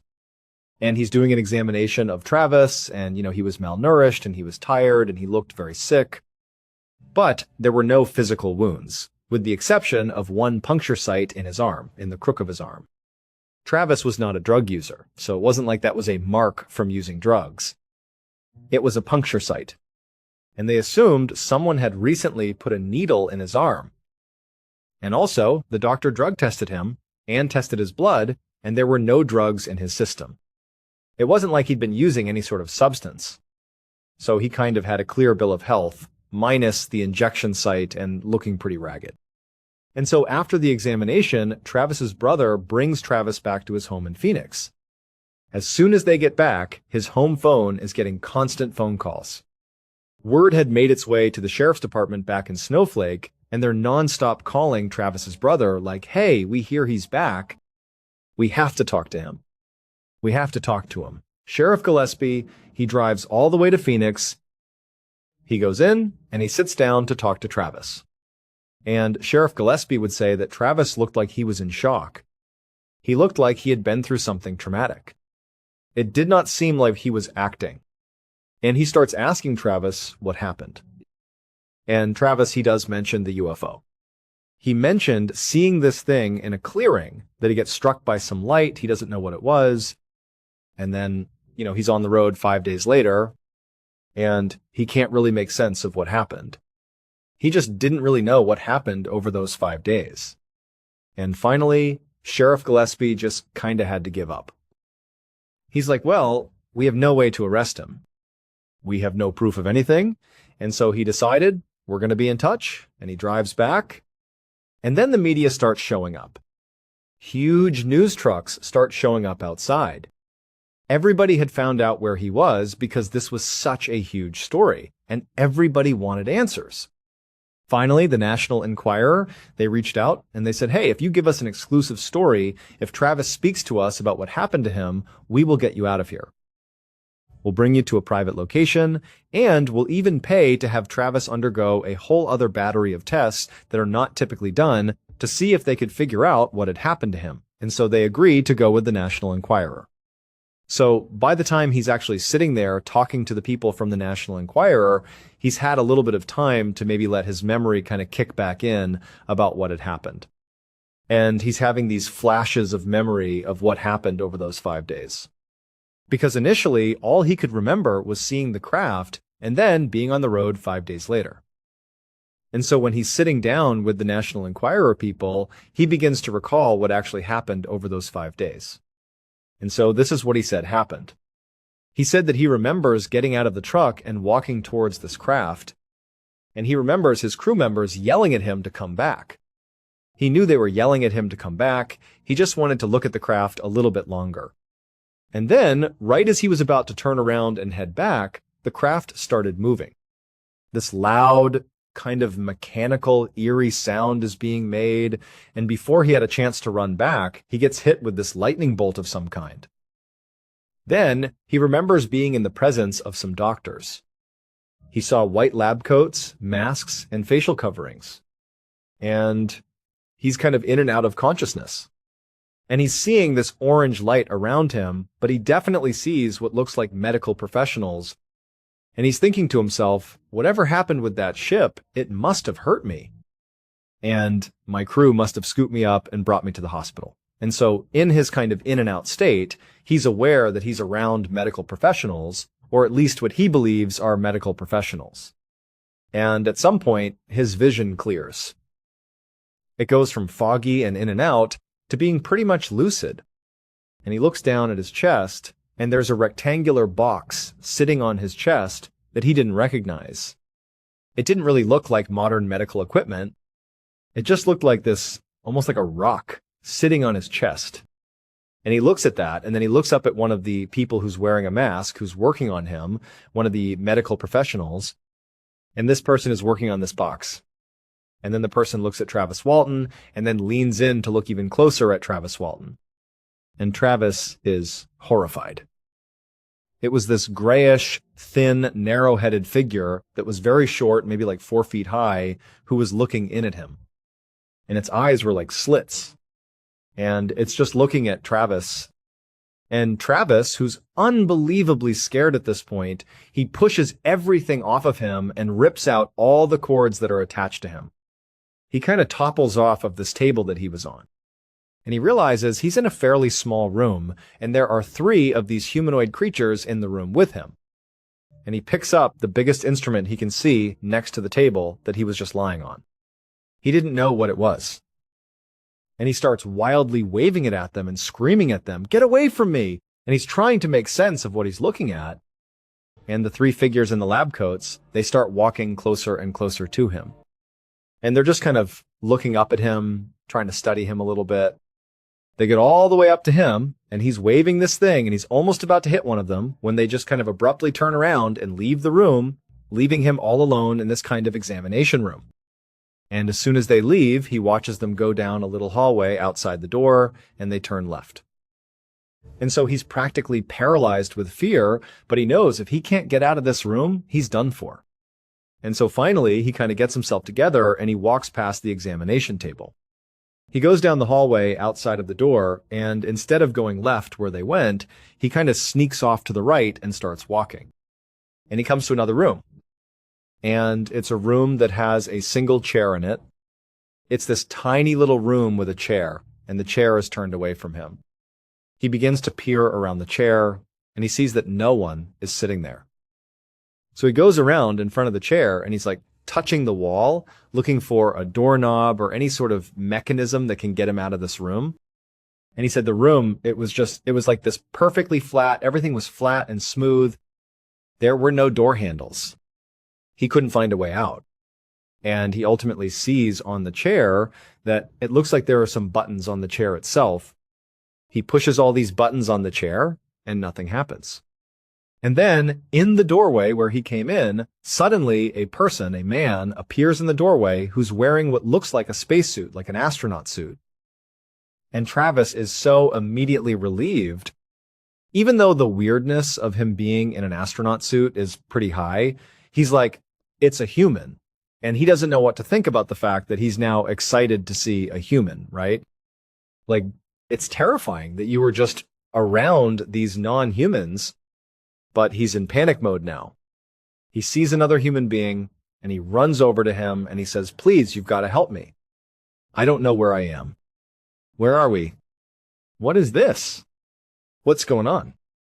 And he notices that the eyes of this person inside of the spacesuit, it's a man, or at least it looks like a man, but his eyes are distant. He's not making eye contact with Travis. It's like he's in a trance. And he said his eyes just seemed off, like they just weren't focused on him. It would be like if you're talking to someone, but they were permanently looking away from you. There was just something off about him, and he never spoke.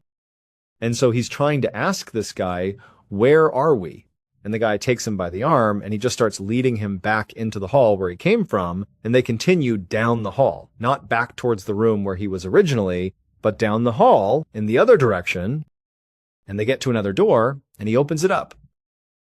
And Travis the whole time is like pleading with this guy to help him, and he thinks that this guy is helping him. He thinks that this is his savior. And he feels relieved that a human being, albeit a strange human being, is helping him. And eventually, he stops asking him any questions because the guy in the spacesuit is just not reacting to him at all. They open this door, and they go down into this huge hangar where there are all these spacecraft that look just like the one that he saw in the clearing. And they start walking down between all these spacecraft that are just hovering, much like they were hovering in the forest, seemingly able to just defy gravity.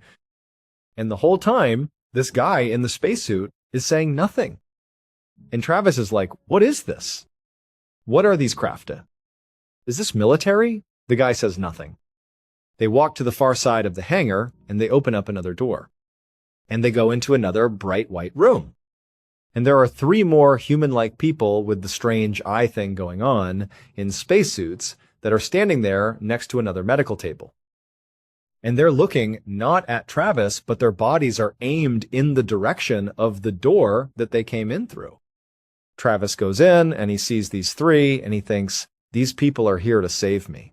Like, again, I feel relieved to see humans, albeit strange humans, but nonetheless, humans.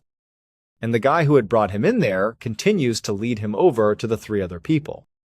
And they pick him up and they put him on the table.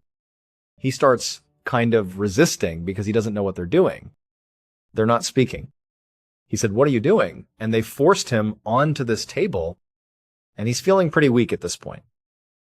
And they take a gas mask and they put it over his face. And then he blacks out. And his next memory after that is when he woke up on the road and had the light above him that flew away, and he had to go to the payphone to call his brother. Travis did not immediately go and speak to the crew members that were there that night. It took quite a bit of time. He was talking to the press, he was doing interviews, the police wanted to talk to him. There was a lot going on. But he eventually got together with the other 6 crew members. And they all met up at Mike Rogers, the crew boss's house. And they just said, you've got to tell us what happened. And so he sits down and he tells the story. All of them believed him. They didn't want to believe him, but they believed him because they saw the first half of this story. They saw it for themselves. And once he was done telling it, they didn't really have that many questions. They just felt bad. They felt like if they had just stayed there and taken Travis, he wouldn't have been taken. But they didn't know that.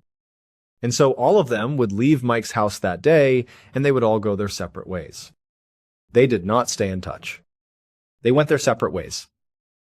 It was like this hugely traumatic event that even to this day, you have 40 plus years later, when they talk about it, they're often brought to tears. Ken Peterson's interviews are particularly striking because when he talks about it, he's an older man now, and he says, to this day, I'm scared to look out my window because I'm afraid I'm going to see a spaceship. And he starts crying when he talks about it. I mean, this had a profound impact on these 7 men. And some of them didn't do so well. This whole story, it ruined their credibility. Even though this is the most believable alien abduction story, the truth is, most people think it's a hoax. One of them, his own family, basically disowned him because they felt so embarrassed about this whole story. They didn't believe him. So, if this was a hoax, to what end? What did they get out of it? Nothing. It damaged their lives. Following this case, over the span of 40 years, there would be 16 lie detector tests taken. 5 by Travis Walton and 11 by the remaining crew. And they would all pass.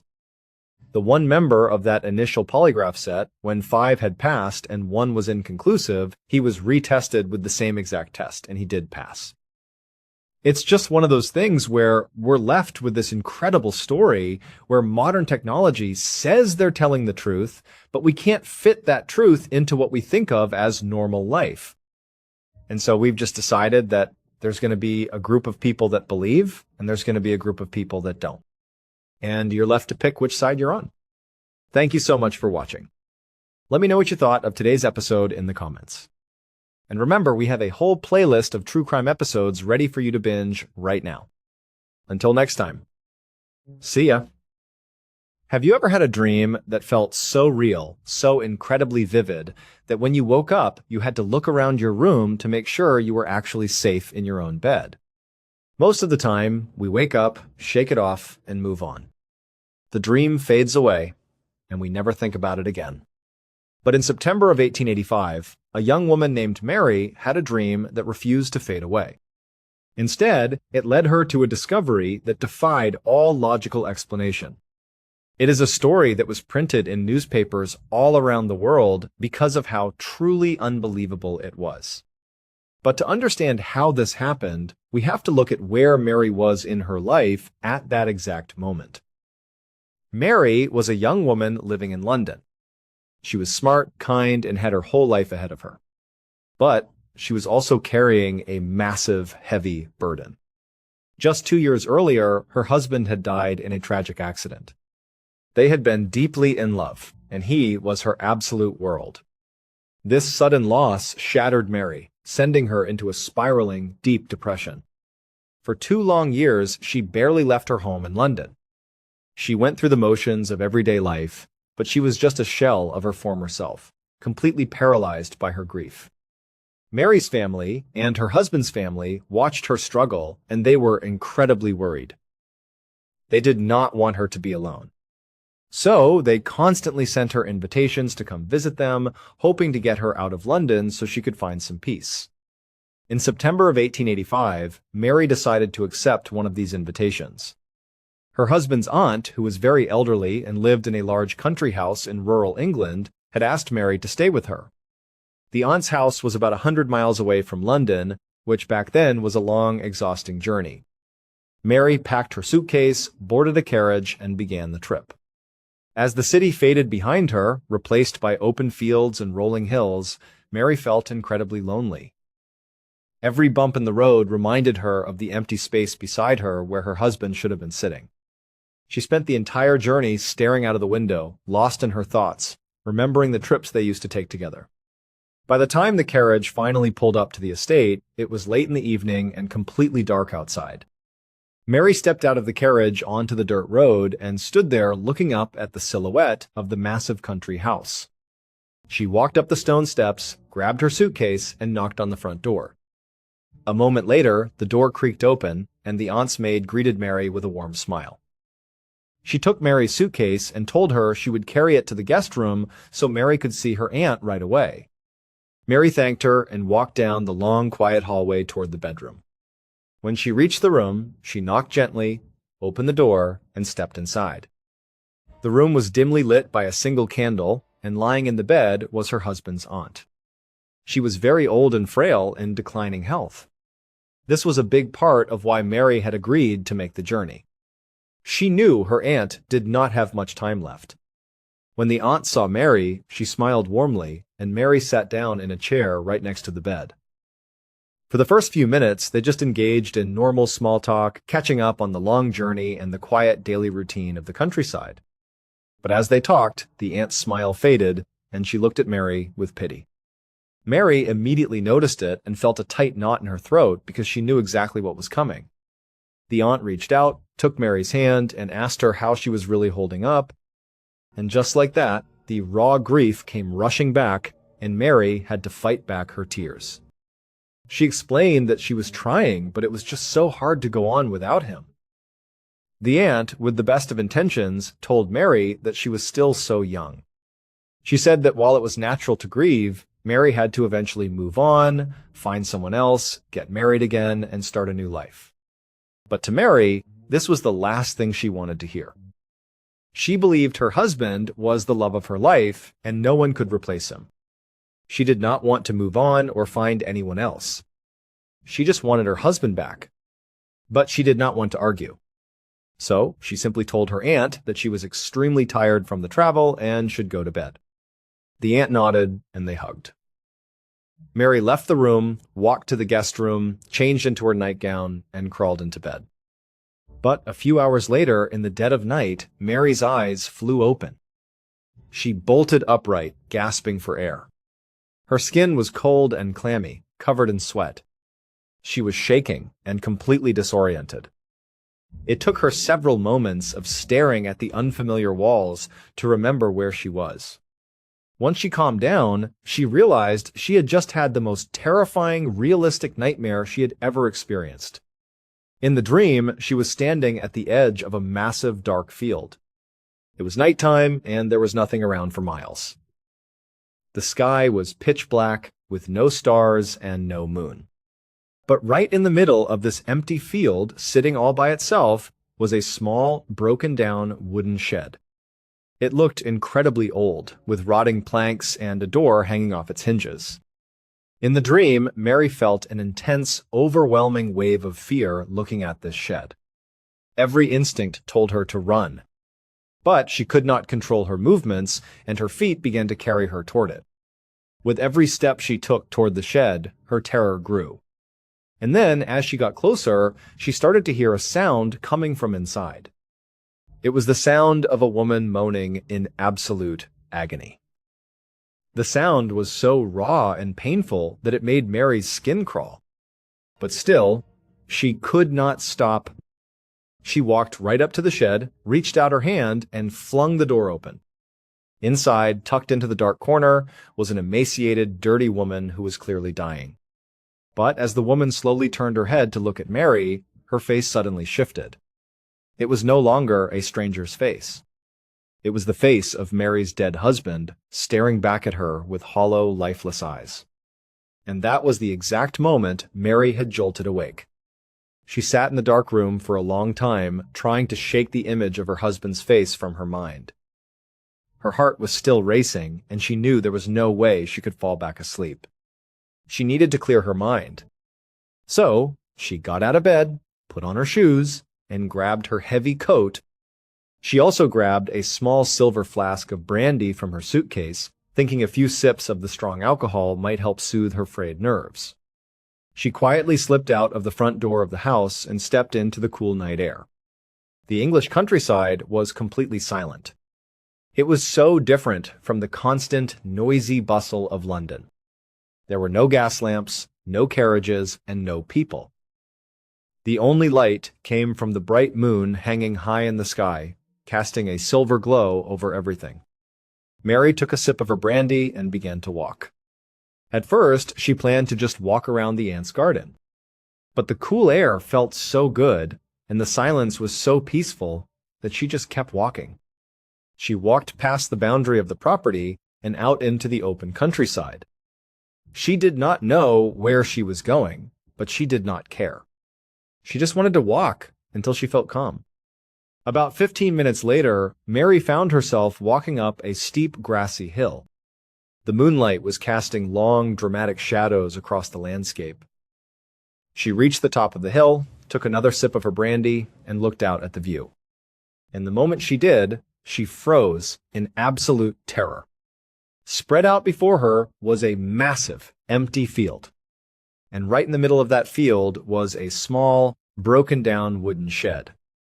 It was the exact same shed from her nightmare. The rotting wood, the crooked roof, the door hanging off its hinges. It was identical in every single way.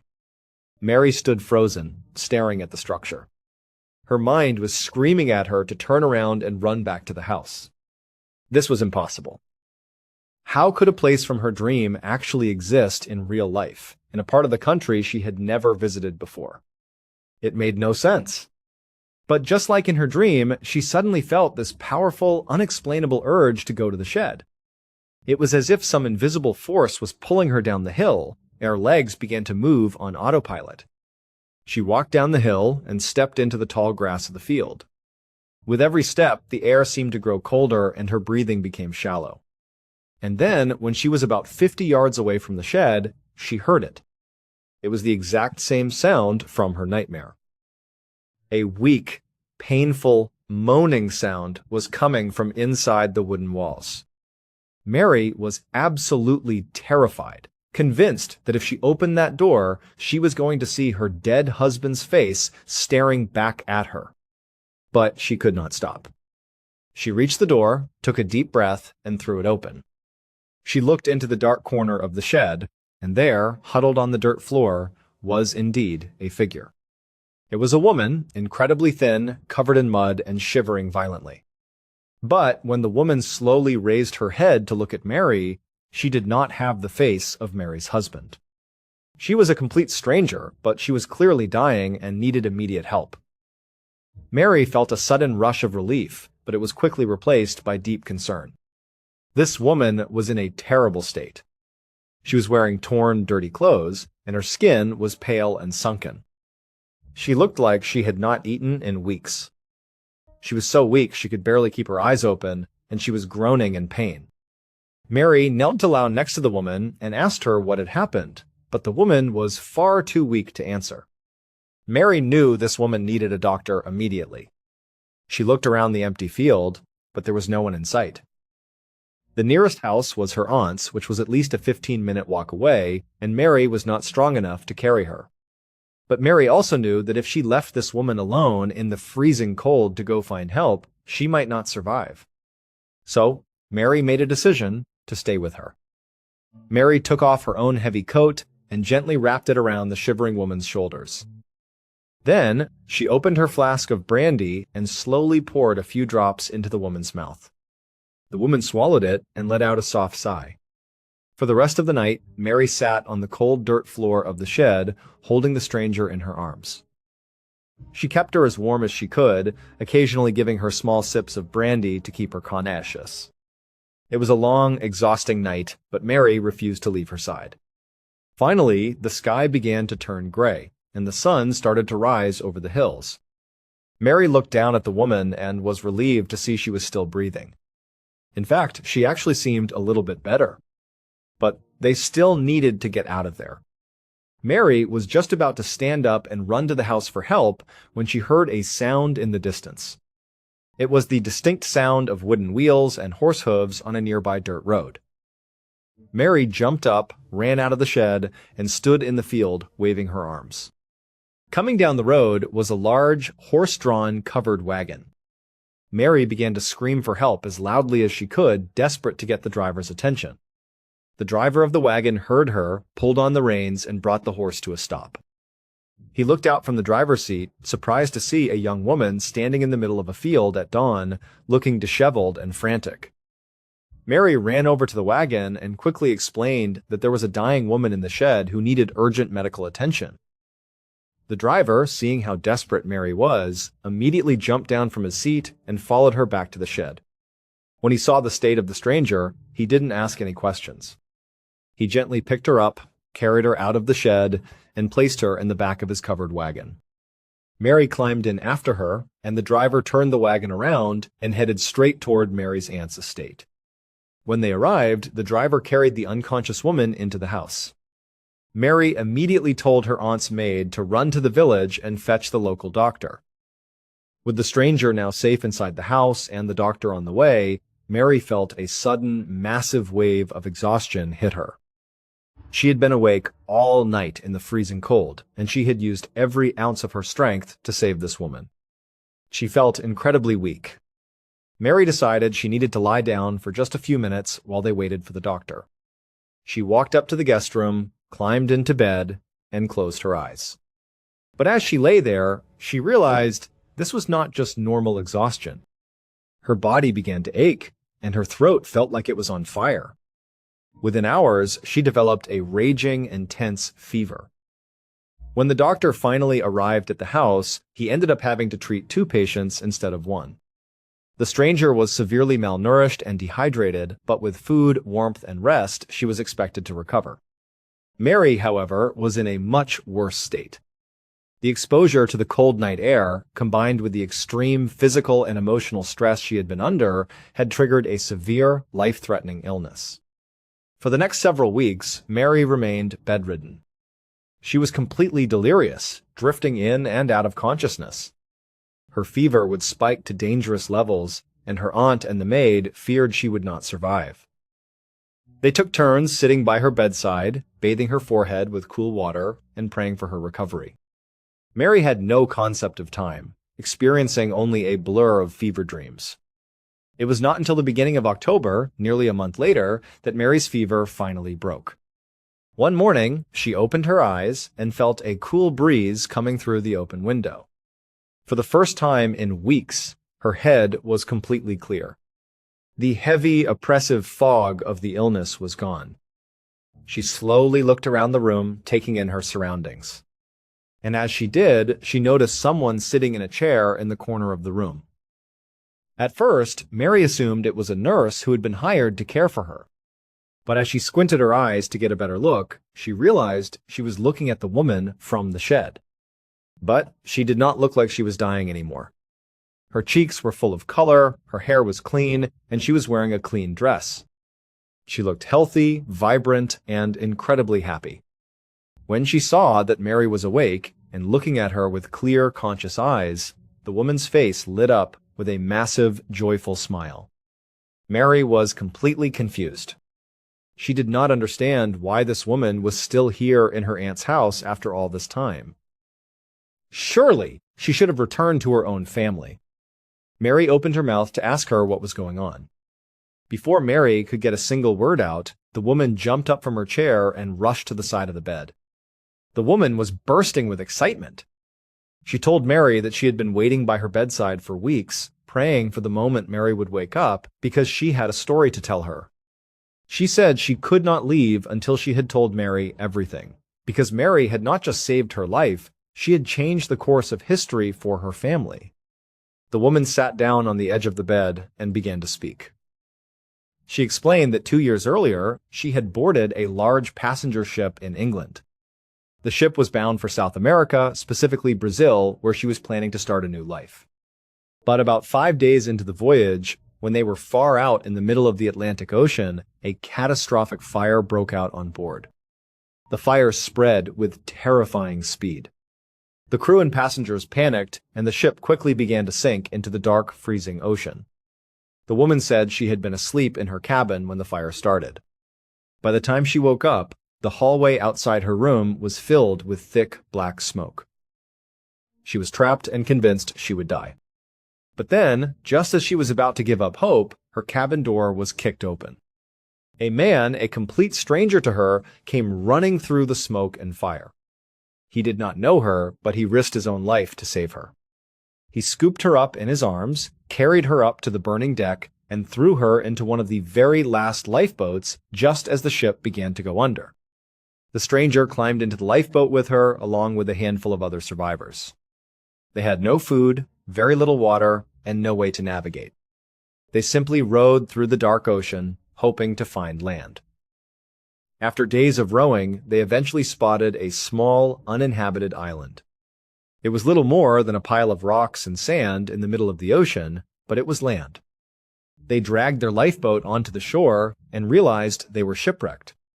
For an entire year, this group of survivors lived on that deserted island. They had to forage for whatever they could find to eat, which was mostly wild plants, shellfish, and insects. It was a brutal, miserable existence. They were constantly hungry, sick, and exposed to the harsh elements. But through it all, the brave stranger continued to protect her. The stranger was the only reason she survived that year on the island. Finally, after 12 long months of misery, a passing ship spotted their signal fire. The survivors were rescued and brought back to England. But the trauma of the shipwreck and the year of survival had taken a devastating toll on the man who had saved her. He had developed a severe physical illness from eating toxic plants on the island, and the mental strain of the ordeal had caused him to completely lose his mind. He was no longer coherent. He could not speak, he did not know who he was, and he was completely unresponsive to the world around him. When they arrived back in England, because he had no identification and could not speak, the authorities simply placed him in a state-run hospital. Specifically, they put him in a ward for the mentally insane, where he was essentially locked away and forgotten about. The woman told Mary that she felt an overwhelming sense of guilt and debt to this man. He had saved her life twice, first from the fire and then on the island, and now he was locked away in an asylum with no one to care for him. She knew he must have a family somewhere who thought he was dead. She made it her life's mission to find them. She spent months searching for any clue about who this man was. She searched passenger manifests, and finally, she found a lead. She discovered that the man had an elderly aunt who lived in a large country house in rural England. The only problem was, the aunt's house was on the other side of the country, and the woman had spent every single penny she had on her search. But she refused to give up. She decided she would walk the entire distance. She set out on foot, traveling for days, begging for scraps of food along the way. But as she drew closer to her destination, her body began to fail her. She was starving, dehydrated, and exhausted. She realized she was not going to make it. Just as she felt her legs giving out, she saw a small, broken-down wooden shed in the middle of a field. She managed to crawl inside, collapsed onto the dirt floor, and prepared herself to die. She was devastated that she had come so close to her goal, only to fail the man who had saved her life. And that was when Mary had opened the door. Mary sat in her bed, listening to this incredible, tragic story. Her mind was racing. She looked at the woman, still not understanding the connection. She asked her why she was telling her all of this and what it had to do with her. The woman just looked at Mary, and then she began to laugh. It was a sound of pure, unadulterated joy. She had tears streaming down face as she laughed, and she looked at Mary with this look of absolute wonder. She looked at Mary and asked her if she still didn't understand. She said that the man who had kicked open her cabin door, the man who had saved her from the burning ship, the man who had protected her on the deserted island for a year, and the man who was now locked in that hospital ward was none other than Mary's husband. Mary gasped, her hand flying to her mouth. She felt the room spin. This was impossible. Her husband had died 2 years ago. They had told her he was dead. But the woman shook her head vigorously. She said he had not died. His ship had caught fire, yes, but he had survived. The reports of his death were wrong. He was alive. And then Mary heard the sound of footsteps coming down the hallway outside her room. The door to the guest room slowly opened. And standing in the doorway was her husband. He was thin, and he looked older, and he had a quiet, vacant look in his eyes from his time in the asylum, but it was him. It was really him. When he saw Mary sitting in the bed, a spark of recognition seemed to flash in his eyes. He walked into the room, and Mary threw off her blankets and ran into his arms, crying tears of absolute joy.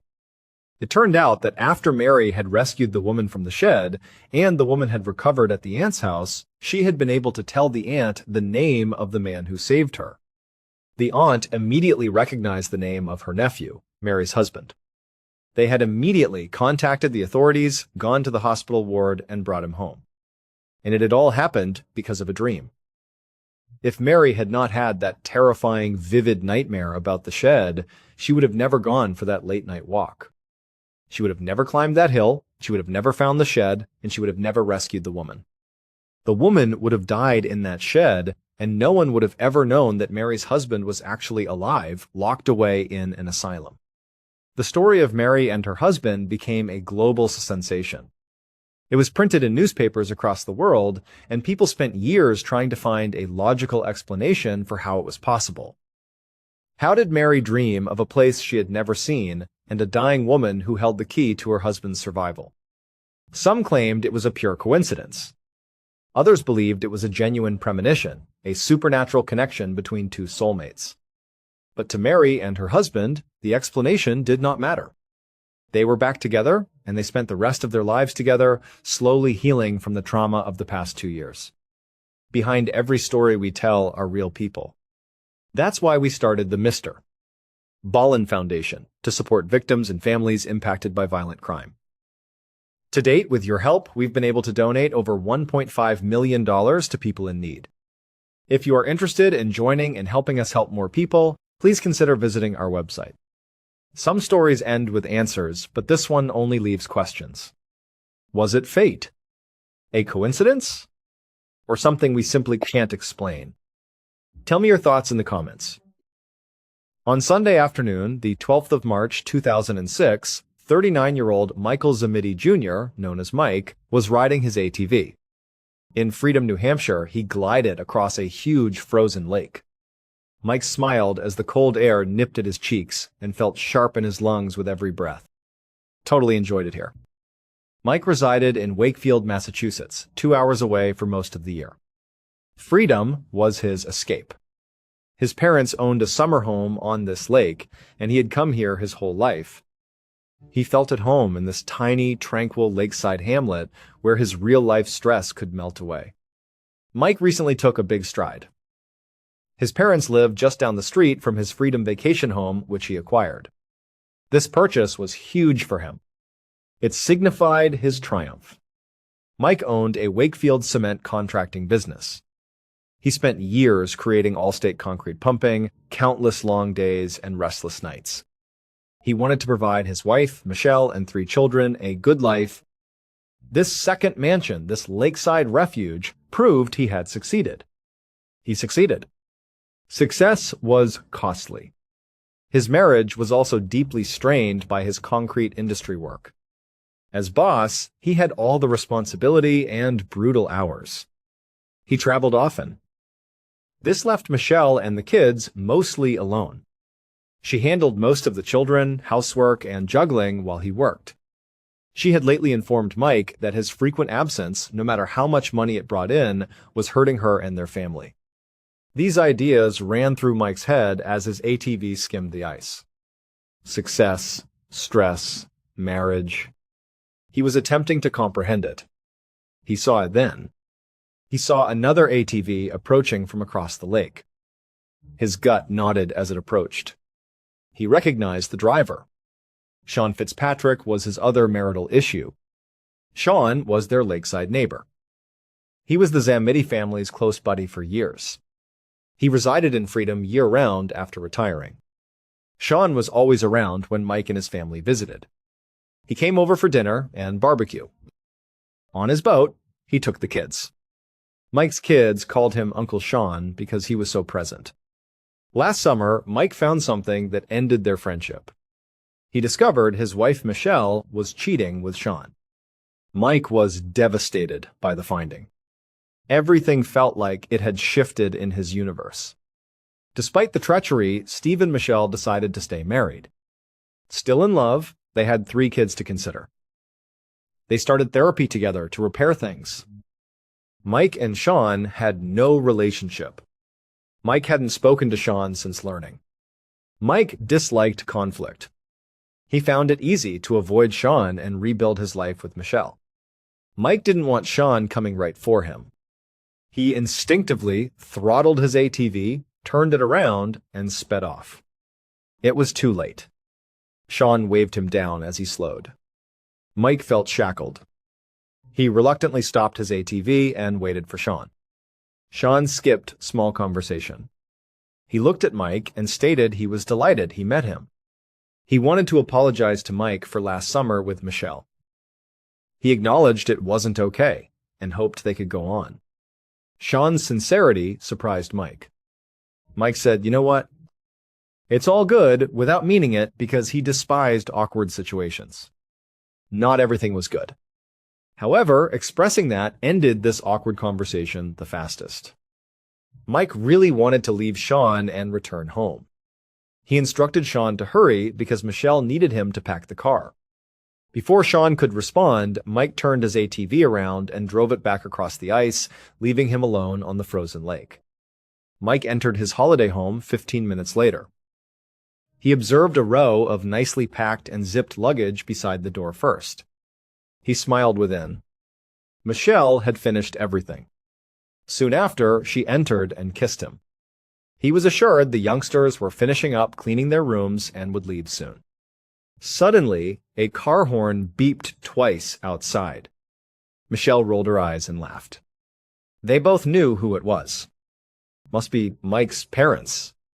His parents spent the weekend in Freedom at their house down the street. The 2-hour trip back to Wakefield was also planned. Michelle laughed because the family joke was that Mike and his father couldn't go a day without chatting. Michael Sr., Mike's father, shared more than his name. Both father and son were best friends and business partners. Mike Jr. ran Allstate Concrete, owned by Michael Sr. A true family company. Mike had never considered alternatives. He jumped right into the concrete industry after high school and worked with his dad ever since. Like any business, the company struggled over time.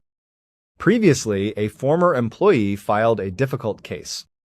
Overall, Allstate Concrete was a success. Today, business was flourishing. Their time and resources were being consumed by a large Boston construction project. Outside, Mike visited his folks and talked shop with his dad. He asked Michael Sr. if he had called Chester Roberts, their employee. Mike asked Chester to join him in the office the next morning with his dad. Chester was their part-time driver and handyman. He was their most reliable worker in his early 50s. Chester was the first person they called during busy weeks. Mike was relieved when his dad claimed he'd spoken to Chester. They were ready for tomorrow. They parted ways after a few more minutes of talking. Mike Jr. assured his dad he'd see him in the morning, then walked inside to pack his family.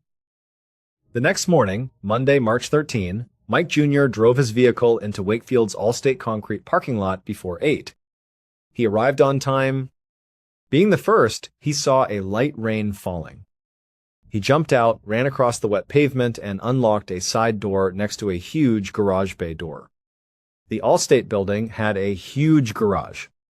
Their cement trucks could pull through its 3 massive roll-up doors. Mike and his father handled all the paperwork and administrative responsibilities in a small office on the second floor. Mike took the metal stairway to the office after entering the vast, quiet garage. He relaxed into his desk chair and considered the week's itinerary, logistics, and mental to-do list. He heard another car enter the parking lot minutes after. Mike assumed it was his father. Chester was another employee who walked to work. He lived close. Mike then heard the basement door open and footsteps go up the stairs. Another truck entered the Allstate Concrete parking lot minutes later. Senior Michael. After parking his truck next to his son's, he ran for the side door to escape the rain. He pushed the door, but it didn't open. It stuck. It opened a few inches. Confused, he looked through the crack to see what was preventing it. His blood chilled. He froze. A man lay face down on the concrete floor in a dark, spreading pool of blood. The garage was dark, so Michael Sr. couldn't see the man's face. He had no idea who it was, but he knew it was not his son with painful certainty. Mike Jr. was a huge, broad-shouldered man, yet even in weak light showed a lesser physique. Michael Sr. felt his heart pounding his ribs. He could only retreat from the door, get his phone, and contact 911. Panic ensued after he hung up with the dispatcher, who promised help. He couldn't wait in the rain. A man was dead or dying in his business. His son was supposed to be there. It was his son's truck in the parking lot. He must enter. Mike had to be found and checked on. Michael Sr. staggered past the blocked side entrance and went to a wide roll-up garage door. He opened it, creating a dark, spacious entrance to the structure. He saw no one in the big garage. Running inside, he screamed his son's name repeatedly. No one answered. Mike! Mike! Just the sound of his furious speech in the vast empty space. His son was absent from the ground floor. Michael Sr. sprinted for the stairs and took them 2 at a time to the second-floor office, his heart racing. He froze when he entered the office. The world stopped turning. Mike Jr., his son, was bloodied and collapsed in the office desk chair. After an hour, Massachusetts State Trooper Kevin Baker pulled up to Allstate Concrete in his cruiser. He saw police swarming the enormous industrial facility. Yellow caution tape surrounded the property. At least a dozen Wakefield Police Department crime scene techs and officers collected evidence by entering and exiting an open garage door. Trooper Baker was with the state police, not Wakefield. Massachusetts state troopers led homicide investigations with local police as usual. Baker believed this case needed all the aid it could get. Violence like this wasn't common in Wakefield. It was a lovely, safe hamlet 10 miles north of Boston. In this little village, everyone knew each other. Double homicides were rare here. Baker got out of his car and searched for the leader. His wait was short. Detective Richard Cass of Wakefield Police rushed over and introduced himself. Cass told Baker to follow him to the open garage bay and gave him a quick update. 2 dead men were inside. Both were shot. The company's owner, Michael Zamiti Sr., found them around 8 this morning. Baker followed Cass into the huge garage. They approached the first victim, face down on the concrete floor inside the smaller side door. Cass identified the victim as 51-year-old Chester Roberts. Allstate hired him as a part-time truck driver and handyman. It was easy to spot him. Chester was a famous local who did odd jobs around town. He was known to Detective Cass. Baker saw Chester was shot in the back as he kneeled by the body. It appeared to be a shotgun burst. Pellets showed the spray pattern. No other injuries, struggle, or defensive wounds on his hands or arms were apparent. Baker rose and surveyed the garage. He saw no robbery signs. Unused, pricey equipment was outside. Nothing fell or was displaced. Chester's killer seems to have sneaked up behind him and shot him without his knowledge. Baker checked the doors and windows for a while. There were no traces of forced entry again. It didn't matter much. Chester probably opened the building for the day, and the killer followed. After surveying the first floor, Baker told Cass he was ready to visit the second victim upstairs. Baker followed Cass into the second-floor office where 39-year-old Mike Zamiti Jr.'s body was found. Detective Cass whispered that he knew Mike, like Chester. This office scene was awful. Mike wasn't shot once in the torso, like Chester. Shot in the chest and face. Shotgun bursts were catastrophic. Blood covered his desk, chair, and paperwork. Mike was practically unrecognizable. Baker was struck by more than the gruesomeness. Body posture. Mike remained slouched at his desk. It looked like execution. The killer seems to have entered the office with one goal: to kill Mike Zamiti. They touched nothing else. They entered and shot him in the face before he could stand up. This was deeply personal and deliberate. Baker developed a theory as he thought about this. Mike Jr. was presumably the first casualty. He was shot before Chester got at the building. Mike would have heard a shotgun explosion downstairs otherwise. He wouldn't have sat comfortably at his desk, surprised. Mike being shot first would strengthen the perception that he was the main target. Other than the awful brutality, the crime scene was tidy. The killer left no bloody tracks, smudges, or traces of searching beyond the victims. Baker quickly considered one idea. Italian-American construction family Zamitis. Fit a stereotype. He told Cass he wondered if this was a professional mob hit. While listening, Cass seemed attentive. He said Baker he knew the Zamitis well and that Mike Jr. and his father were decent people. He didn't think they'd be involved in mafia deals. But he admitted it was plausible, especially because Allstate Concrete was one of the Big Dig contractors. Baker's ears perked up immediately. The Big Dig was America's largest and most expensive construction endeavor. A Boston Harbor tunnel was a major project. However, the project was a civic nightmare. There were accusations of mafia involvement and corrupt payoffs from the outset, and it was years behind schedule and over budget. Baker now had to consider the possibility that the Zamitis had either become engaged in those shady transactions or crossed the wrong person at work. Baker believed the killer was a business associate, even if this had nothing to do with the mob.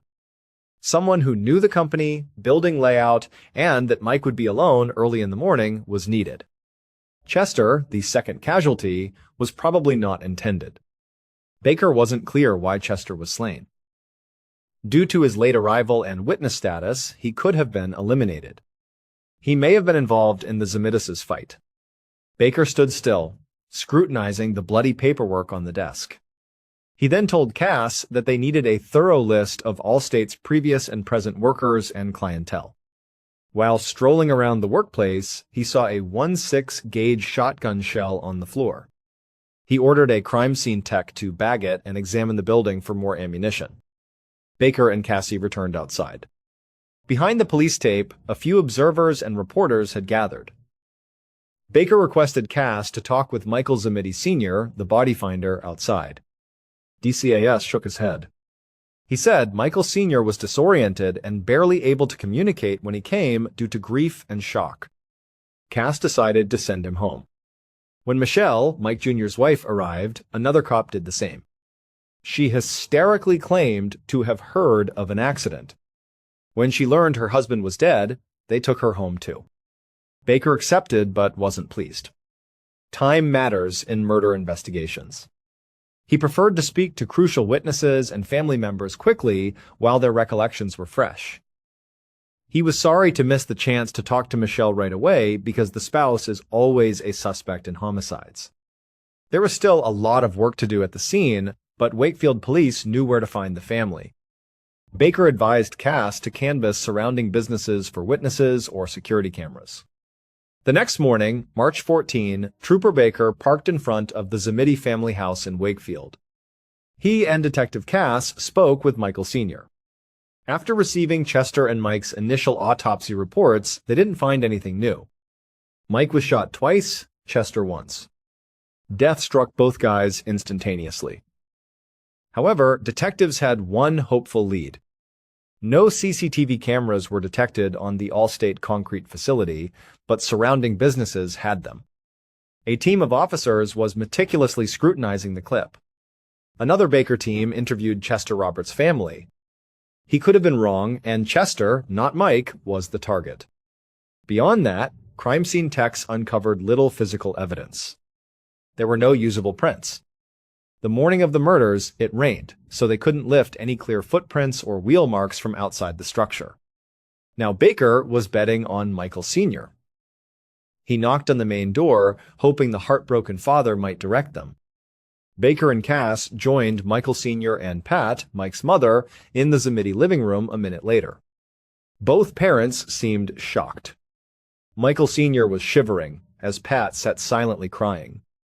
Baker saw them now and felt Cass had made the proper decision to send Michael Sr. home the day before.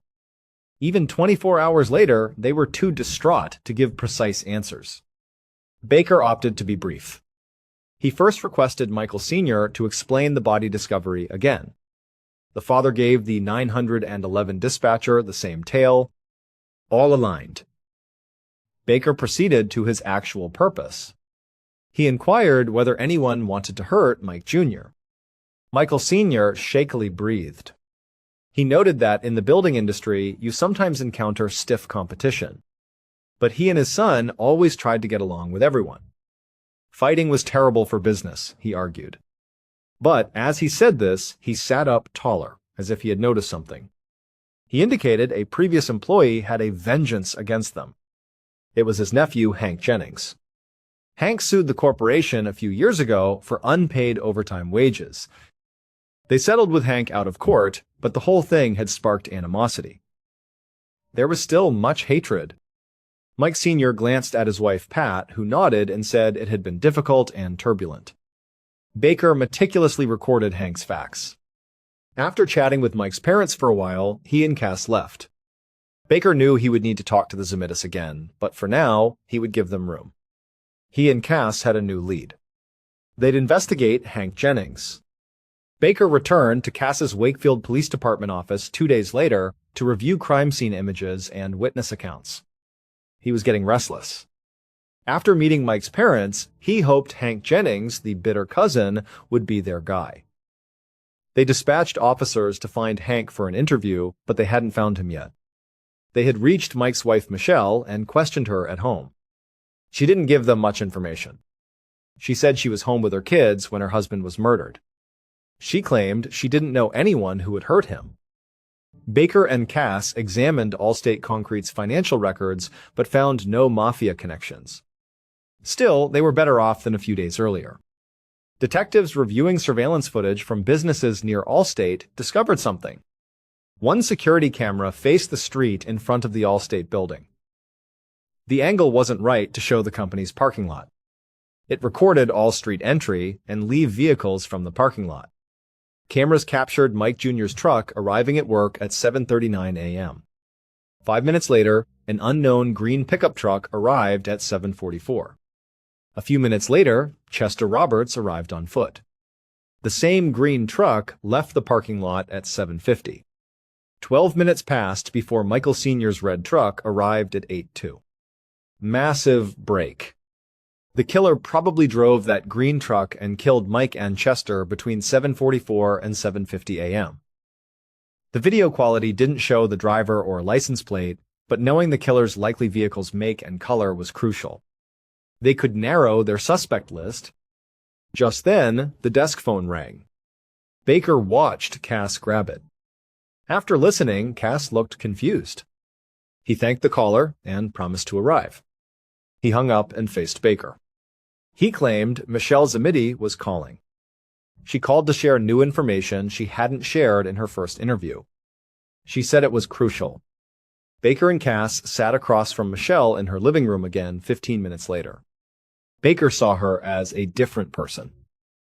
She appeared horrified and grieving 2 days earlier. She looked incredibly nervous now. She fidgeted with a stack of condolence cards on the coffee table, touching her hair. Baker mentioned the cards, and Michelle nodded. Many friends and neighbors from Wakefield and their second home in Freedom, New Hampshire, had reached out. Michelle breathed deeply and got to the point. They were denied information, she said. She described her Freedom neighbor, Sean Fitzpatrick. She acknowledged having an affair with him. Baker was dumbfounded. The case was transformed by a secret love triangle. Sean and Michelle had a strong reason to avoid Mike. Michelle revealed that her husband knew about the affair before Baker could ask a follow-up. She described the therapy and how they had worked hard to save their marriage. She said she broke up with Sean a month ago. She added that Sean was furious. Baker looked at Cass. They shared a thought. They must speak to Sean Fitzpatrick now. Michelle was once again the top suspect after this new information. Maybe she wanted her husband gone to be with her lover. She may have told them this now to control the story before they found out. More evidence is needed to prove any of that. Michelle gave Baker Sean's contact information and address, and Baker said they'd contact her. Later that night, Baker and Cass returned to her office. A second officer was ready to provide a vital update. Baker immediately sent officers to Freedom, New Hampshire to interview Sean Fitzpatrick after speaking with Michelle. One of those officers returned to Wakefield to report his findings. Baker wanted simple answers first. Has Sean Fitzpatrick owned a green truck? Officer shook his head. Sean had a bright red truck, he said. The officer stated that Sean denied having an affair with Michelle when questioned. He said he and Michelle were close, but just family friends. The officers interviewing him never revealed that they knew he was lying, and Michelle had confessed everything. Baker almost laughed at this. He initially doubted Sean's denial. His blatant lying made him look guilty. Before Baker could respond, the officer added another crucial detail: that Sean had a good alibi. One of his neighbors confirmed that he was at home in Freedom on the murder morning. This neighbor took a walk every morning at 9, and she remembered seeing Sean outside his house at that time. In frustration, Baker sighed. Freedom, New Hampshire to Wakefield, Massachusetts takes 2 hours. Sean could not have killed Mike and Chester by 7:50 a.m. in Wakefield and then at his Freedom home an hour and 10 minutes later. Physically impossible. Suddenly, Sean Fitzpatrick, their most promising lead, felt like another dead end. 5 days after the murders, Baker and Cass stood behind a Wakefield church on March 18. They attended Mike Zamidi's funeral. The church was packed, showing how much the community loved Mike. However, the two investigators weren't just paying respects. They finally spoke to Mike's cousin, Hank Jennings, who sued the company. Cass suggested they corner him at the funeral since they hadn't been able to reach him. Despite the animosity, he was family and would attend. Baker felt Cass nudge him as the mourners stood after the service. He leaned over and whispered their accuracy. He pointed to Hank in the crowd. As people left the pews, the two investigators caught Hank before he could leave. Baker immediately saw Hank's body tense up as they blocked his path. He seemed ready to flee. Baker cut to the chase. His eyes widened when he said, "Hank, we need you to come with us and answer some questions." He shook his head and said, "No way." "Not without my lawyer." He pushed past them and left the church. Baker and Cass didn't oppose him. They looked at each other. They considered Hank their main suspect due to his bizarre, evasive behavior. 5 weeks passed. State Trooper Kevin Baker sat in Detective Cass's office mid-April 2006. He carefully held a single sheet of paper in latex gloves. The ransom note looked like a movie prop. The page was covered with carefully cut and pasted newspaper letters. The letters warned, Close business now, or more family will die. They received the note from Mike Jr.'s mother, Pat. She said it arrived in their mail that morning. For the Zemedy family, this letter was terrifying. It wasn't just a cruel reminder of their son's murder, it threatened more violence. The note meant something else to Baker. They desperately needed a lead. Mike and Chester were killed over a month ago, and the investigation had stalled. Most of their initial suspects had been eliminated by this point, including Hank Jennings. They discovered his strange funeral behavior wasn't guilt-related. His settlement with the Zemedis included a non-disclosure agreement, so he was afraid of legal trouble if he told the police. His alibi was solid when they finally got him to sit down for a formal interview with his lawyer. His employer confirmed that he was at work during the murders. Hank owned several shotguns, but none were 1/6 gauge, the type used in the murders. Hank joined the growing pile of suspects. Michelle was in that pile. Given her affair, she had a motive, but she cooperated throughout the investigation. They couldn't find any evidence she was involved, directly or by hiring someone. A seemingly unbreakable alibi cleared her ex-lover, Sean Fitzpatrick, the most suspicious. He could not have been in two places. This threatening, ransom-style note seemed to confirm the investigation's initial theory that the murders were business-related and mob-related. Cass, a local, told Baker that rumors were spreading. Wakefield agreed that the mob theory made the most sense due to the Zemedis' Big Dig involvement. Baker wasn't convinced. They repeatedly examined the Zemedis' financial records and found no shady deals or mob ties. Additionally, this note felt wrong. A newspaper clipping note was silly and performative, not professional organization style. It seemed like someone was trying to make them think it was the mob to derail the investigation. Even if it was a red herring, the note was shocking. Because the sender may have left fingerprints or DNA on it, Baker carefully placed the note in an evidence bag. Cass sent it to the crime lab for analysis. Baker expected lab results to take time. While they waited, he re-interviewed every suspect and witness in case they missed a small, seemingly insignificant detail. Baker sat alone at Cass's desk a few days later, reading a witness statement for the 100th time. New evidence had re-energized the investigation, and he felt optimistic for the first time in weeks. They received preliminary forensic results from the threatening letter. Better yet, the lab found DNA and a partial palm print on the paper. Now, they needed a suspect to match it. The office door flew open, and an excited Detective Cass barged in. He had news after hanging up the phone. About Sean Fitzpatrick's alibi. The neighbor who walked every morning at 9 a.m. called the station. She wanted to modify her statement. She wasn't sure she saw Sean at 9. She thought she saw him later in the day after thinking about it. One phone call changed everything. A seemingly solid alibi had collapsed. Instantly, the murder day timeline was open. Sean could now have driven from Freedom to Wakefield, murdered, and returned. After realizing this, the investigators remembered another thing. The condolence cards on Michelle's coffee table came to mind. Baker and Cass walked up Michelle Zemedi's front steps an hour later.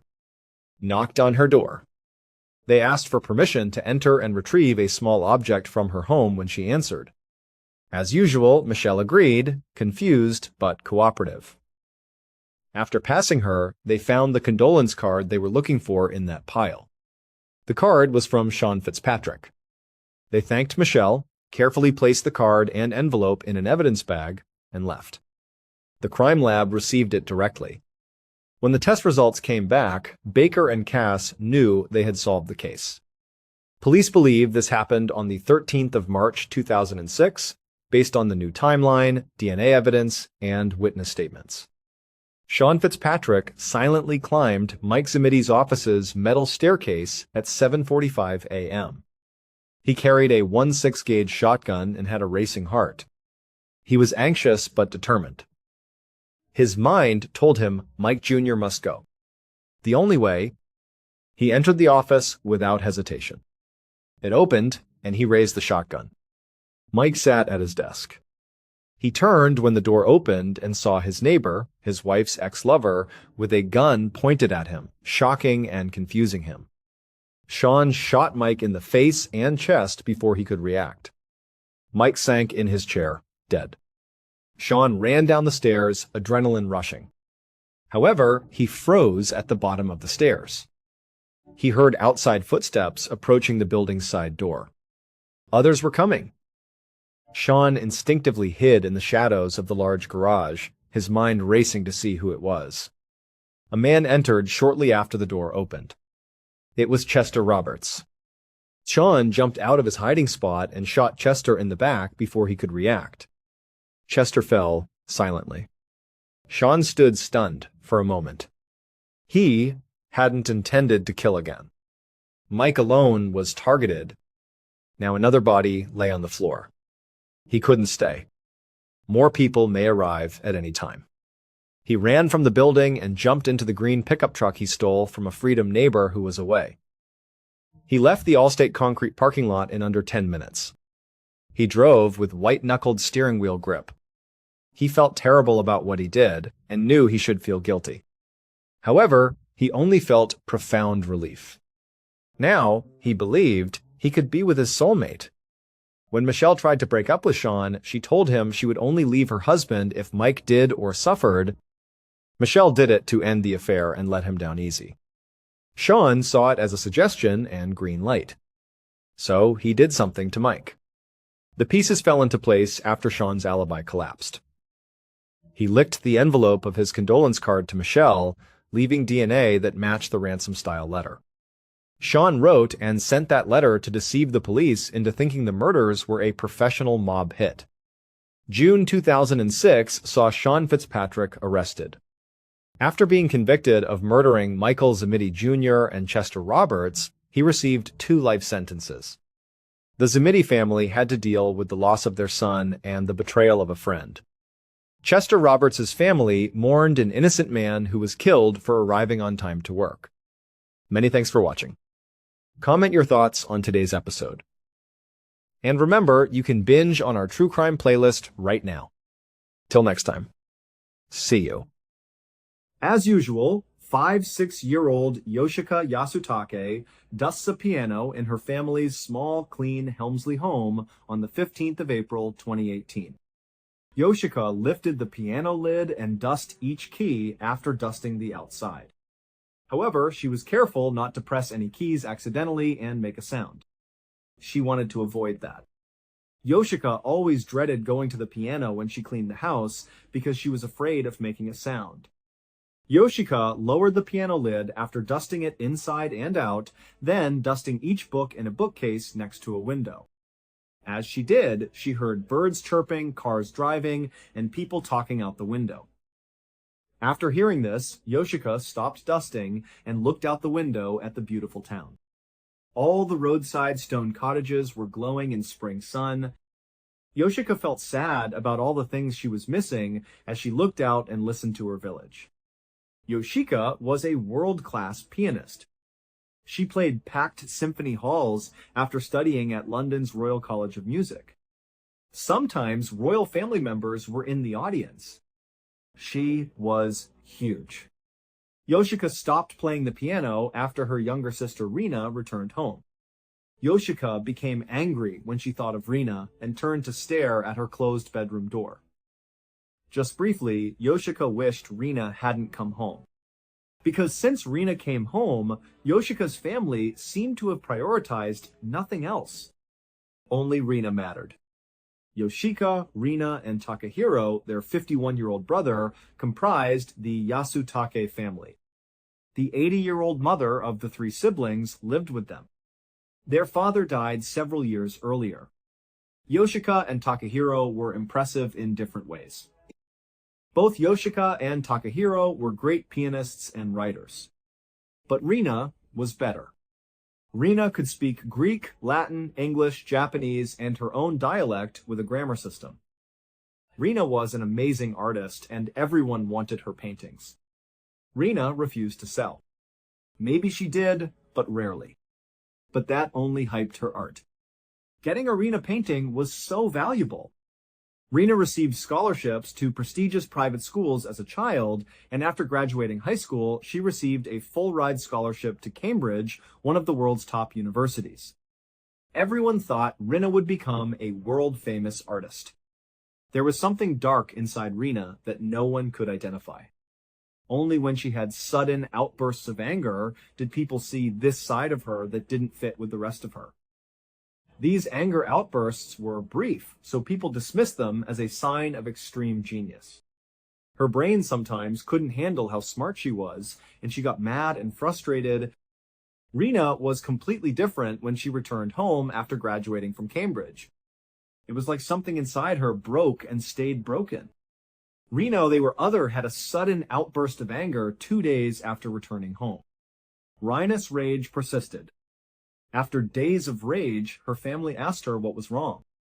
However, Rina refused to discuss it. Rina eventually locked herself in her family home bedroom and refused to speak to her family for weeks.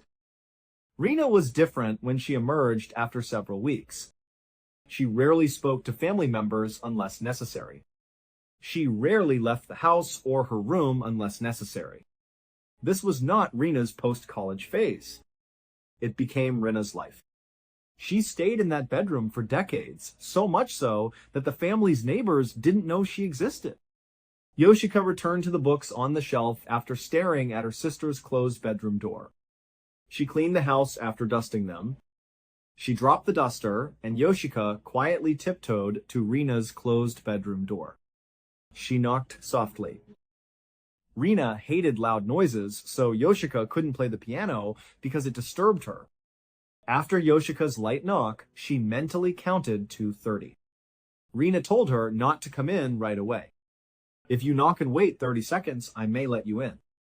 Yoshika mentally counts 1, 2, 3. Then Rina tells Yoshika, okay, you can enter, from inside the room. Slowly turning the knob, Yoshika opened her sister's bedroom door. It revealed this pitch-black room. Small, cramped space. Rina sat silently on her bed with all the shades and blinds drawn. So Yoshika kept her head down and avoided looking at Rina. She wanted to avoid upsetting her. Yoshika entered the room and picked up Rina's dirty dishes from the table. Yoshika turned and left again. As she did, she glanced at Rina's bedroom project. Rina had told her family she was doing this master's work, but wouldn't say more. To work on this masterwork, she needed a dark room, a quiet house, and complete focus. Family support was needed as she did this. Rina never defined this masterwork. She said it was special and combined all her life's elements. Spirit, body, soul. Even the family would build this masterpiece. Rina replied, oh, you'll know when the time is right, when her family asked how they could help her make this masterwork. Yoshika couldn't see the masterwork, so she turned her head back down and shuffled out of Rina's room, closing the door. Yoshika then went to the kitchen and dumped Rina's dishes in the sink, which was already clean because Rina's rule was to keep the house clean. Clean dishes, no dust. It had to be perfect. She could only work on this masterwork if she was always clean. Her brother, Takahiro, entered the kitchen as Yoshika cleaned and dried Rina's dishes and put them away. He would tell Yoshika they should leave the house and go to the market to buy Rina some supplies so she could keep working on this master work. Since everything was about Rina, Yoshika was furious that they had to do this. She hid her feelings and told her brother to let go. Takahiro viewed Rina differently than Yoshika. Yoshika hated Rina because now that she was home, she had to give up her career as a great pianist to help Rina with her master's work. However, Takahiro was happy to give up writing to support Rina. Because he believed in Rina and thought her master work would be the greatest art in human history, Takahiro was proud to participate. Takahiro and his family didn't know what this masterwork was. Takahiro and Rina got along better than Yoshika and Rina. Rina told Takahiro what she needed to build this masterwork.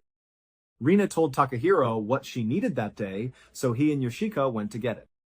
Takahiro and Yoshika donned jackets and left.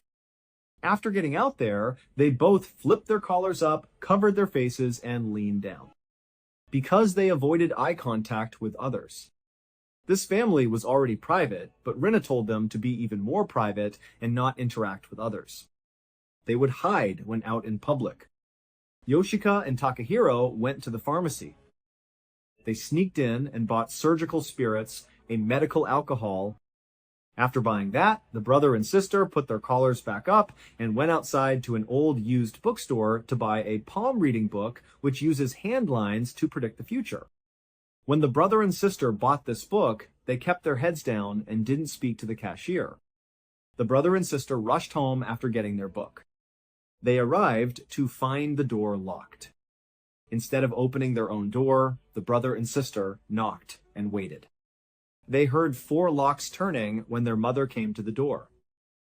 Yoshika and Takahiro entered, closed the door, and locked the 4 deadbolts.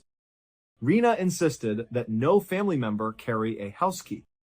It was too risky to lose the key in town and have someone enter their house and see Rina's work. They could not allow that. No one had keys. Each return home required knocking.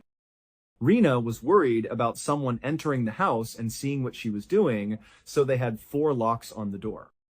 To Rina's closed bedroom door, Yoshika carried the bag with the surgical spirits and palm reading book. Yoshika placed the bag outside the door, turned around, and left without knocking. As she did, she heard Rina's door open slightly. Yoshika turned around and saw a tiny, skinny arm reach out from behind the door. The bag was grabbed and pulled back into the room, closing and locking the door. Helmsley was a quiet village where unusual events were noticed. Stone houses were older than trees, and the residents had lived in the valley for generations. Their quiet lives were nice. But the Yasutakes had always puzzled them. They were polite when they spoke, but they were so rare they could have been ghosts. They moved to the UK years ago and settled in this small cottage. The town initially liked them because their sister was a famous pianist and their brother was a writer. But the family had cloaked themselves in silence for years. They were like a fortress in a quiet English town. 3 days later, on the 18th of April 2018, Yoshika was reading in the kitchen when she heard her brother Takahiro talking to Rina. Takahiro and Rina were no longer talking face to face. Rina was in her bedroom with the door closed, and Takahiro was sitting on the ground with his back to the door talking to her.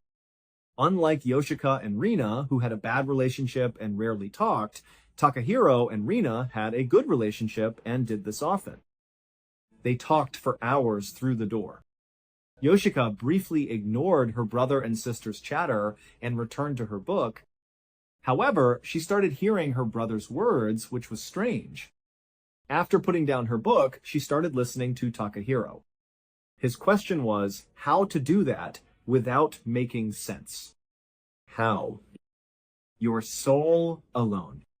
How? How? Yoshika sensed her brother's confusion and possible upset. She couldn't resist. She put her book down, and Yoshika walked out to the living room, looking down at her brother for a hint. He and Rina stopped talking when Takahiro saw Yoshika and shook his head, stood up, and left.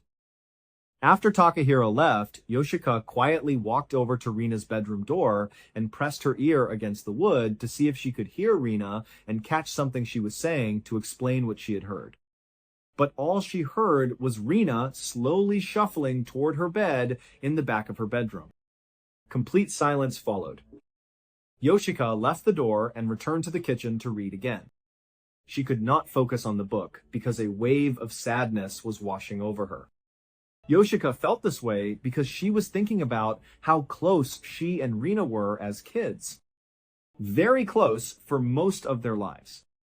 Even after Rina became reclusive, they remained friends.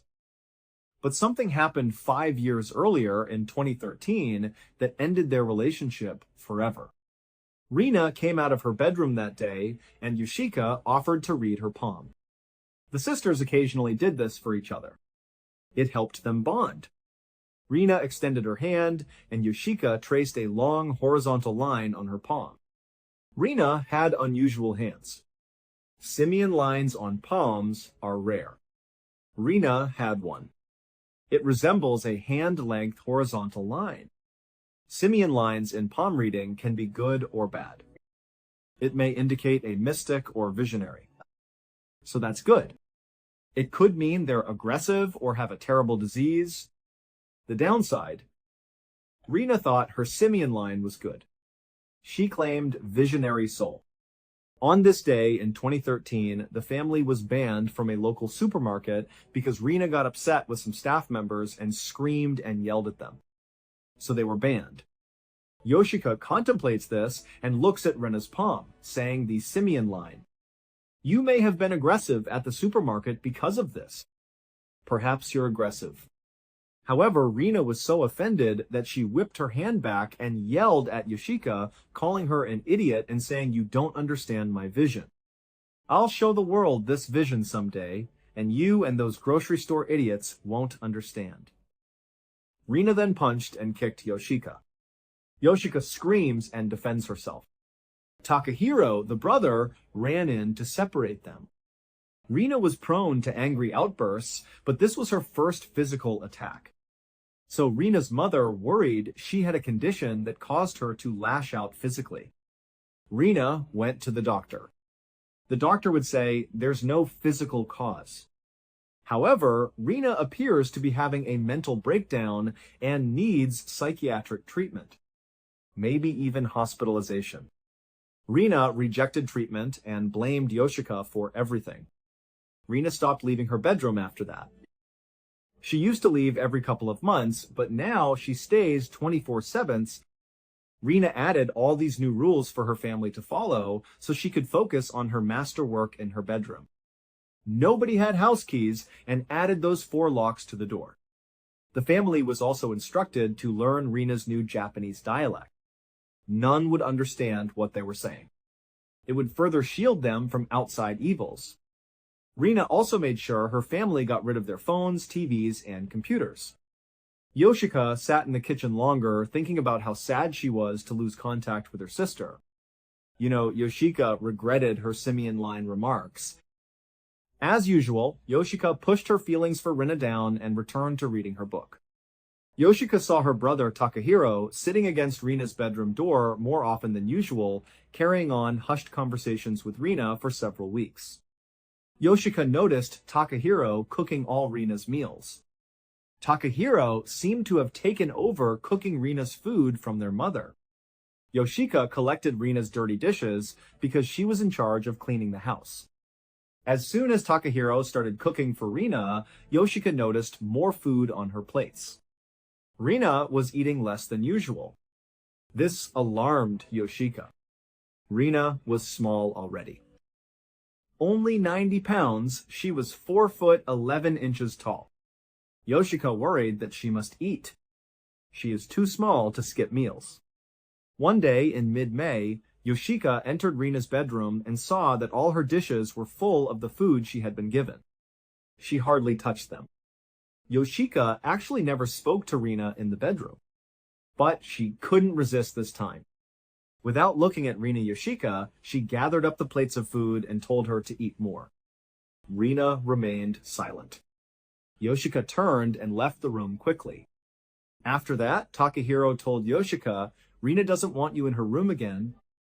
Rina will now put your dishes outside the door. Thus, you avoid entering that room. Around the same time, Rina, who usually only left her bedroom to use the bathroom, started doing so at night when her family was asleep to avoid them. Rina had almost no family interactions by this point. Rina sent Takahiro and Yoshika to the store more and more in early August to buy surgical spirits and medical alcohol. Takahiro and Yoshika didn't know what Rina was doing with these surgical spirits, but they bought them to support her. They would return home with these bottles, and Takahiro would barely open Rina's door to tuck the bottle in before Rina took it. Rina would never give them her empty bottle after the door closed. The bottle went in and stayed. Takahiro and Rina appeared to fight on the 18th of August, 2018. Yoshika was in the kitchen when she saw Takahiro sitting against Rina's bedroom door having a quiet conversation. Takahiro stood up, turned around, and yelled into the door. "I said your soul was insufficient." After Rina replied, Takahiro said, "No, please." He seemed to be pleading with Rina to reconsider. Takahiro opened Rina's bedroom door and walked inside before Yoshika could ask him what was wrong, and the house went silent. The room was too scary for Yoshika to enter. She stayed in the kitchen and listened. It was quiet for 15 minutes. Takahiro left Rina's bedroom and closed the door, looking calm. Yoshika looked over and asked what was going on. Takahiro would smile and tell Yoshika, "Rina's masterwork is almost done." Takahiro then asked Yoshika if she remembered Rina saying her master's work would require family help. However, she said, "We will know when to participate." Yoshika replied, "I remember." "Now is the time," Takahiro said. Takahiro told Yoshika to get more surgical spirits at the store. Yoshika followed him without question. They bought 3 times as much surgical spirits at the store. After they got home, Takahiro alone went into Rina's bedroom with surgical spirits. He closed the door, and Yoshika sat in the kitchen for 10 minutes until Takahiro returned without the surgical spirits. He would approach Yoshika and say Rina is ready to reconcile. Sitting by the door and talking to her will let you help her create her masterwork. This news frustrated and relieved Yoshika. She never thought it fair that Rina had completely cut her off after her 2013 palm reading simian line joke. Rina also made Yoshika's life difficult for years.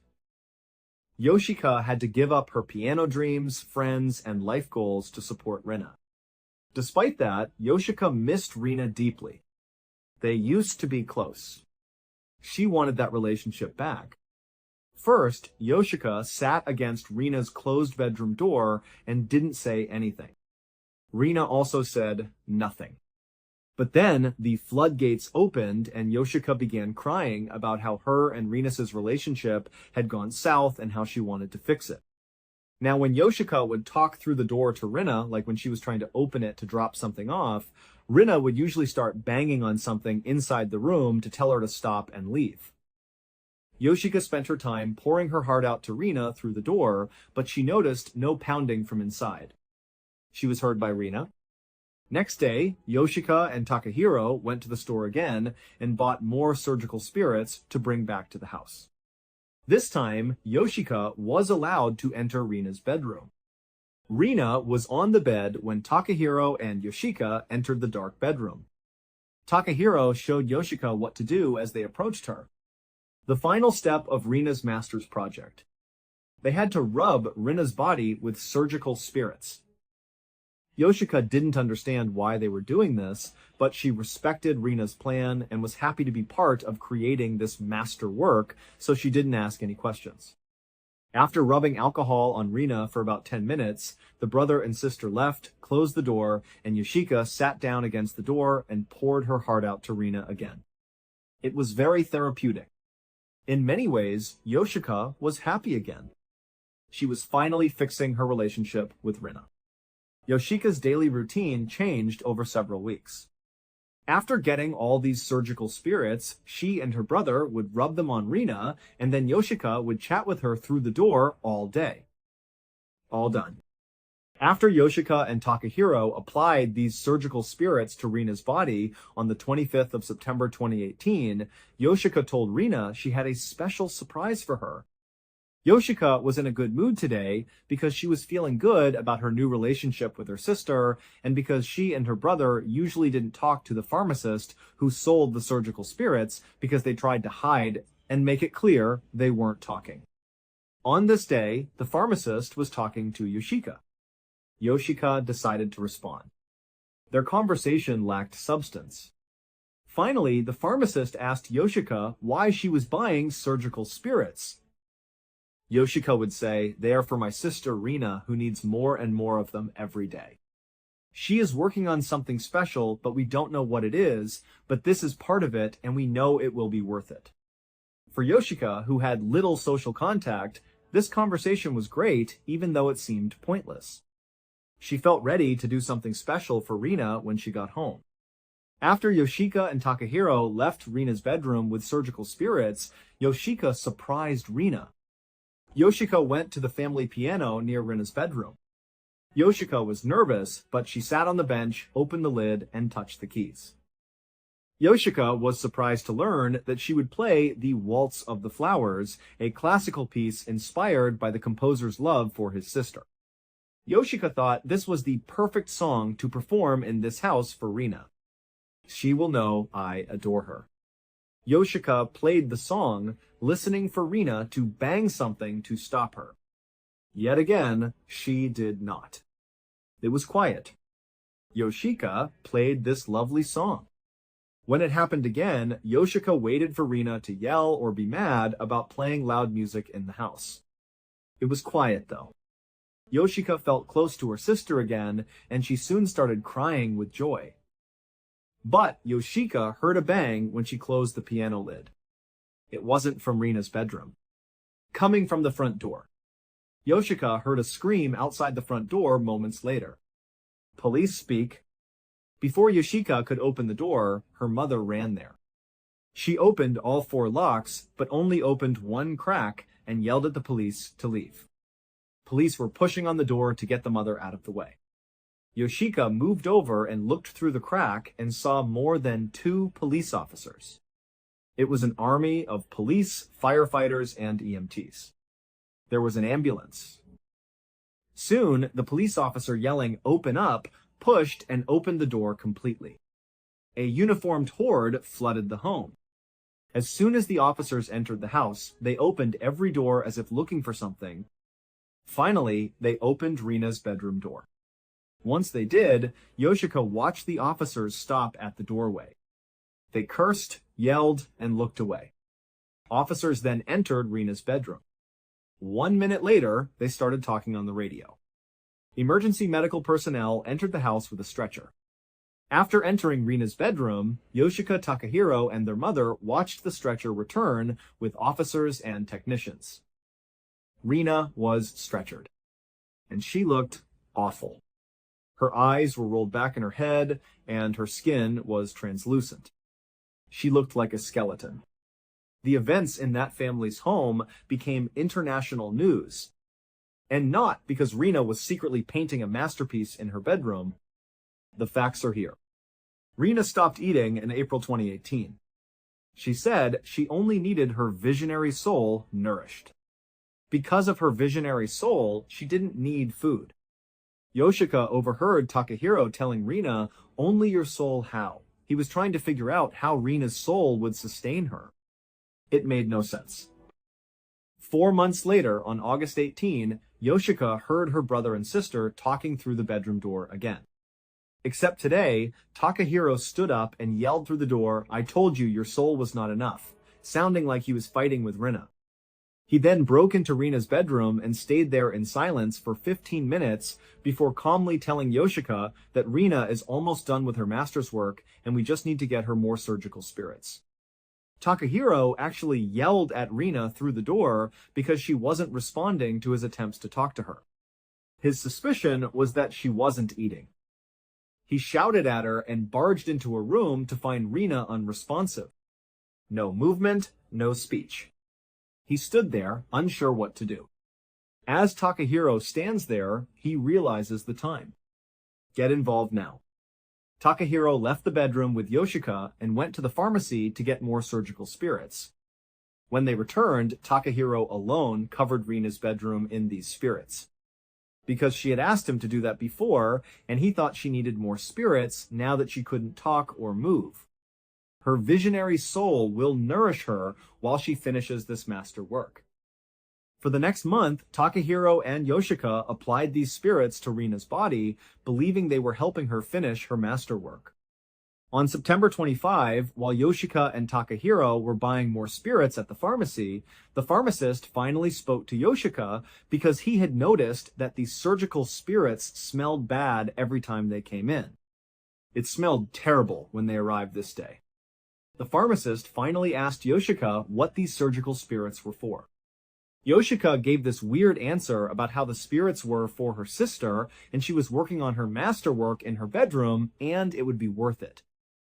After Yoshika and Takahiro left that day, the pharmacist was so alarmed that he called the police.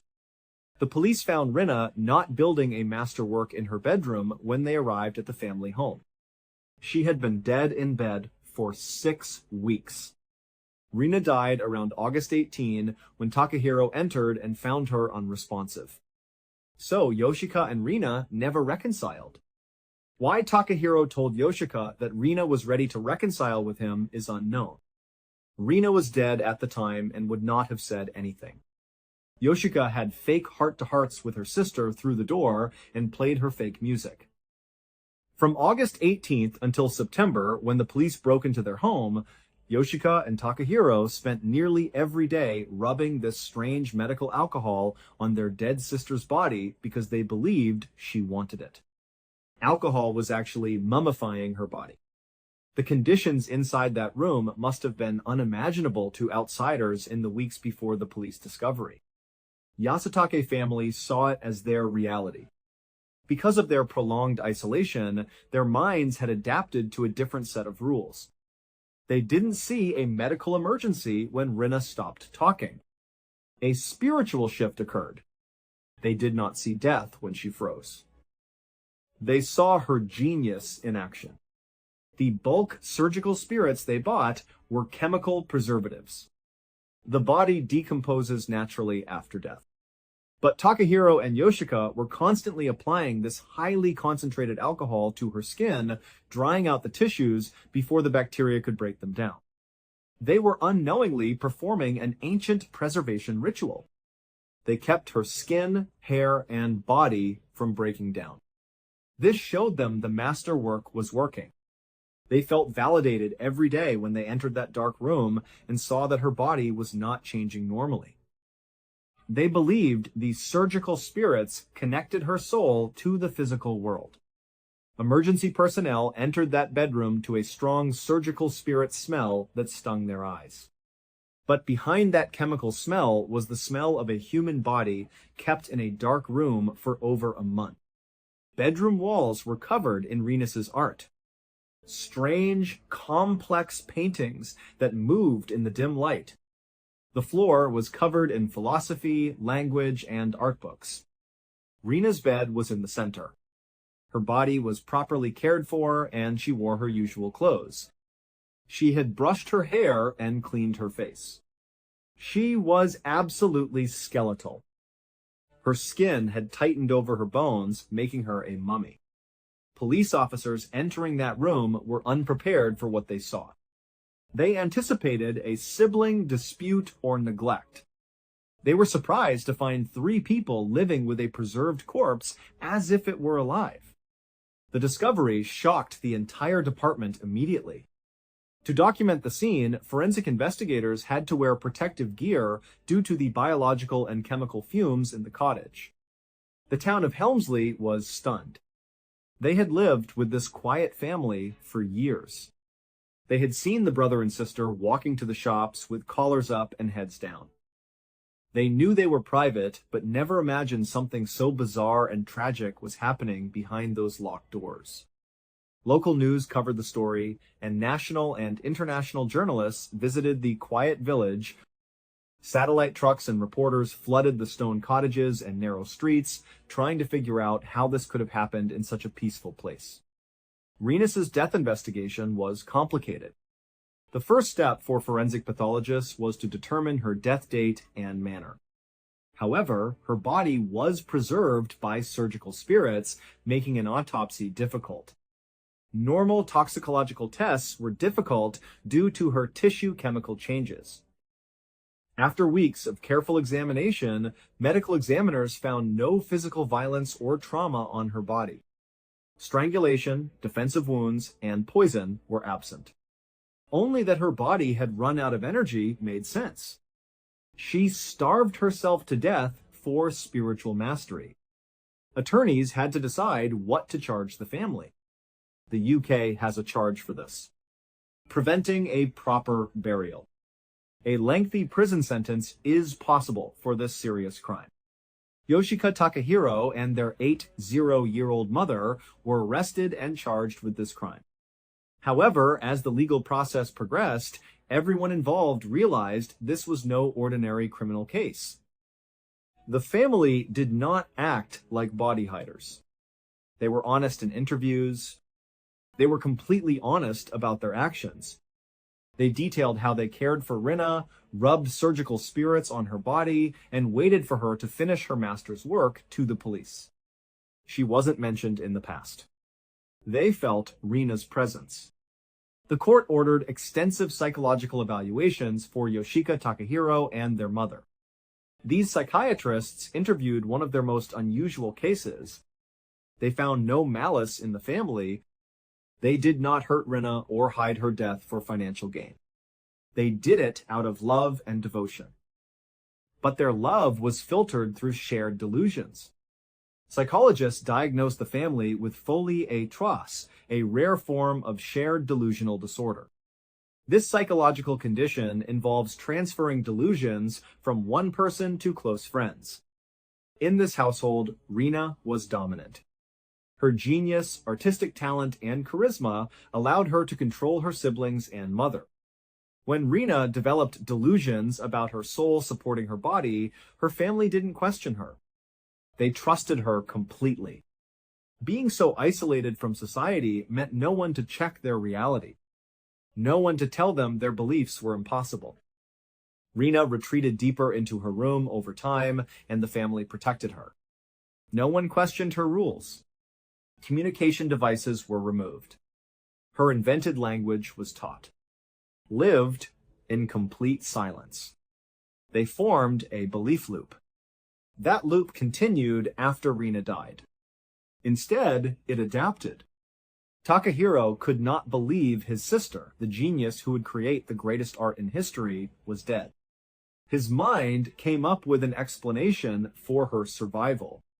Simply moving on with her master's work.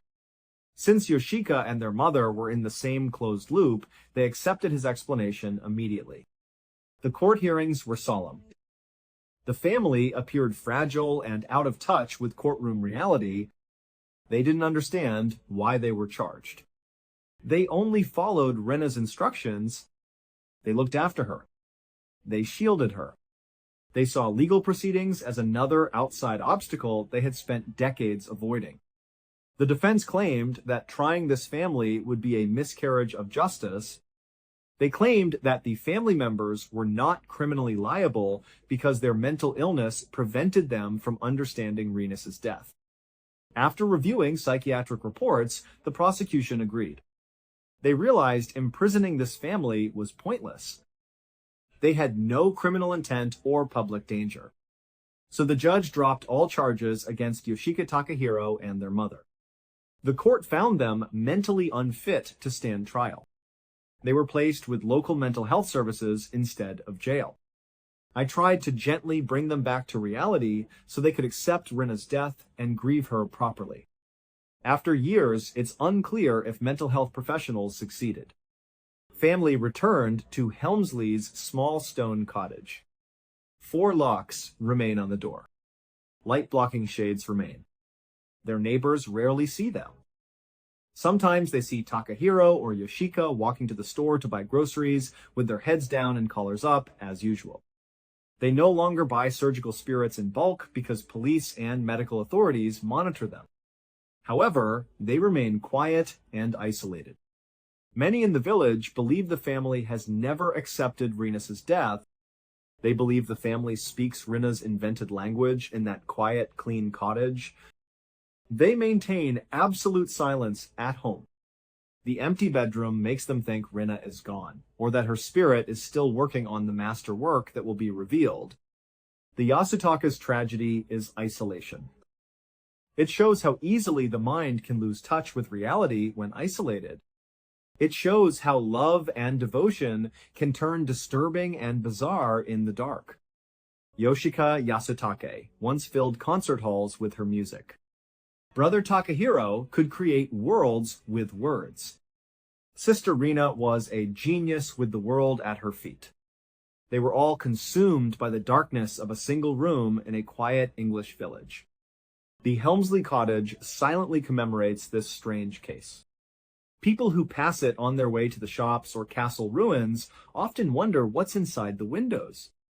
They wonder if this silence Rena demanded will last forever, or if the music will return.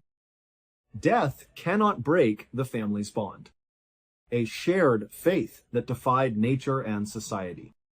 The story ends with a quiet return to normal, not a dramatic confession or trial. A family hiding a secret only they know.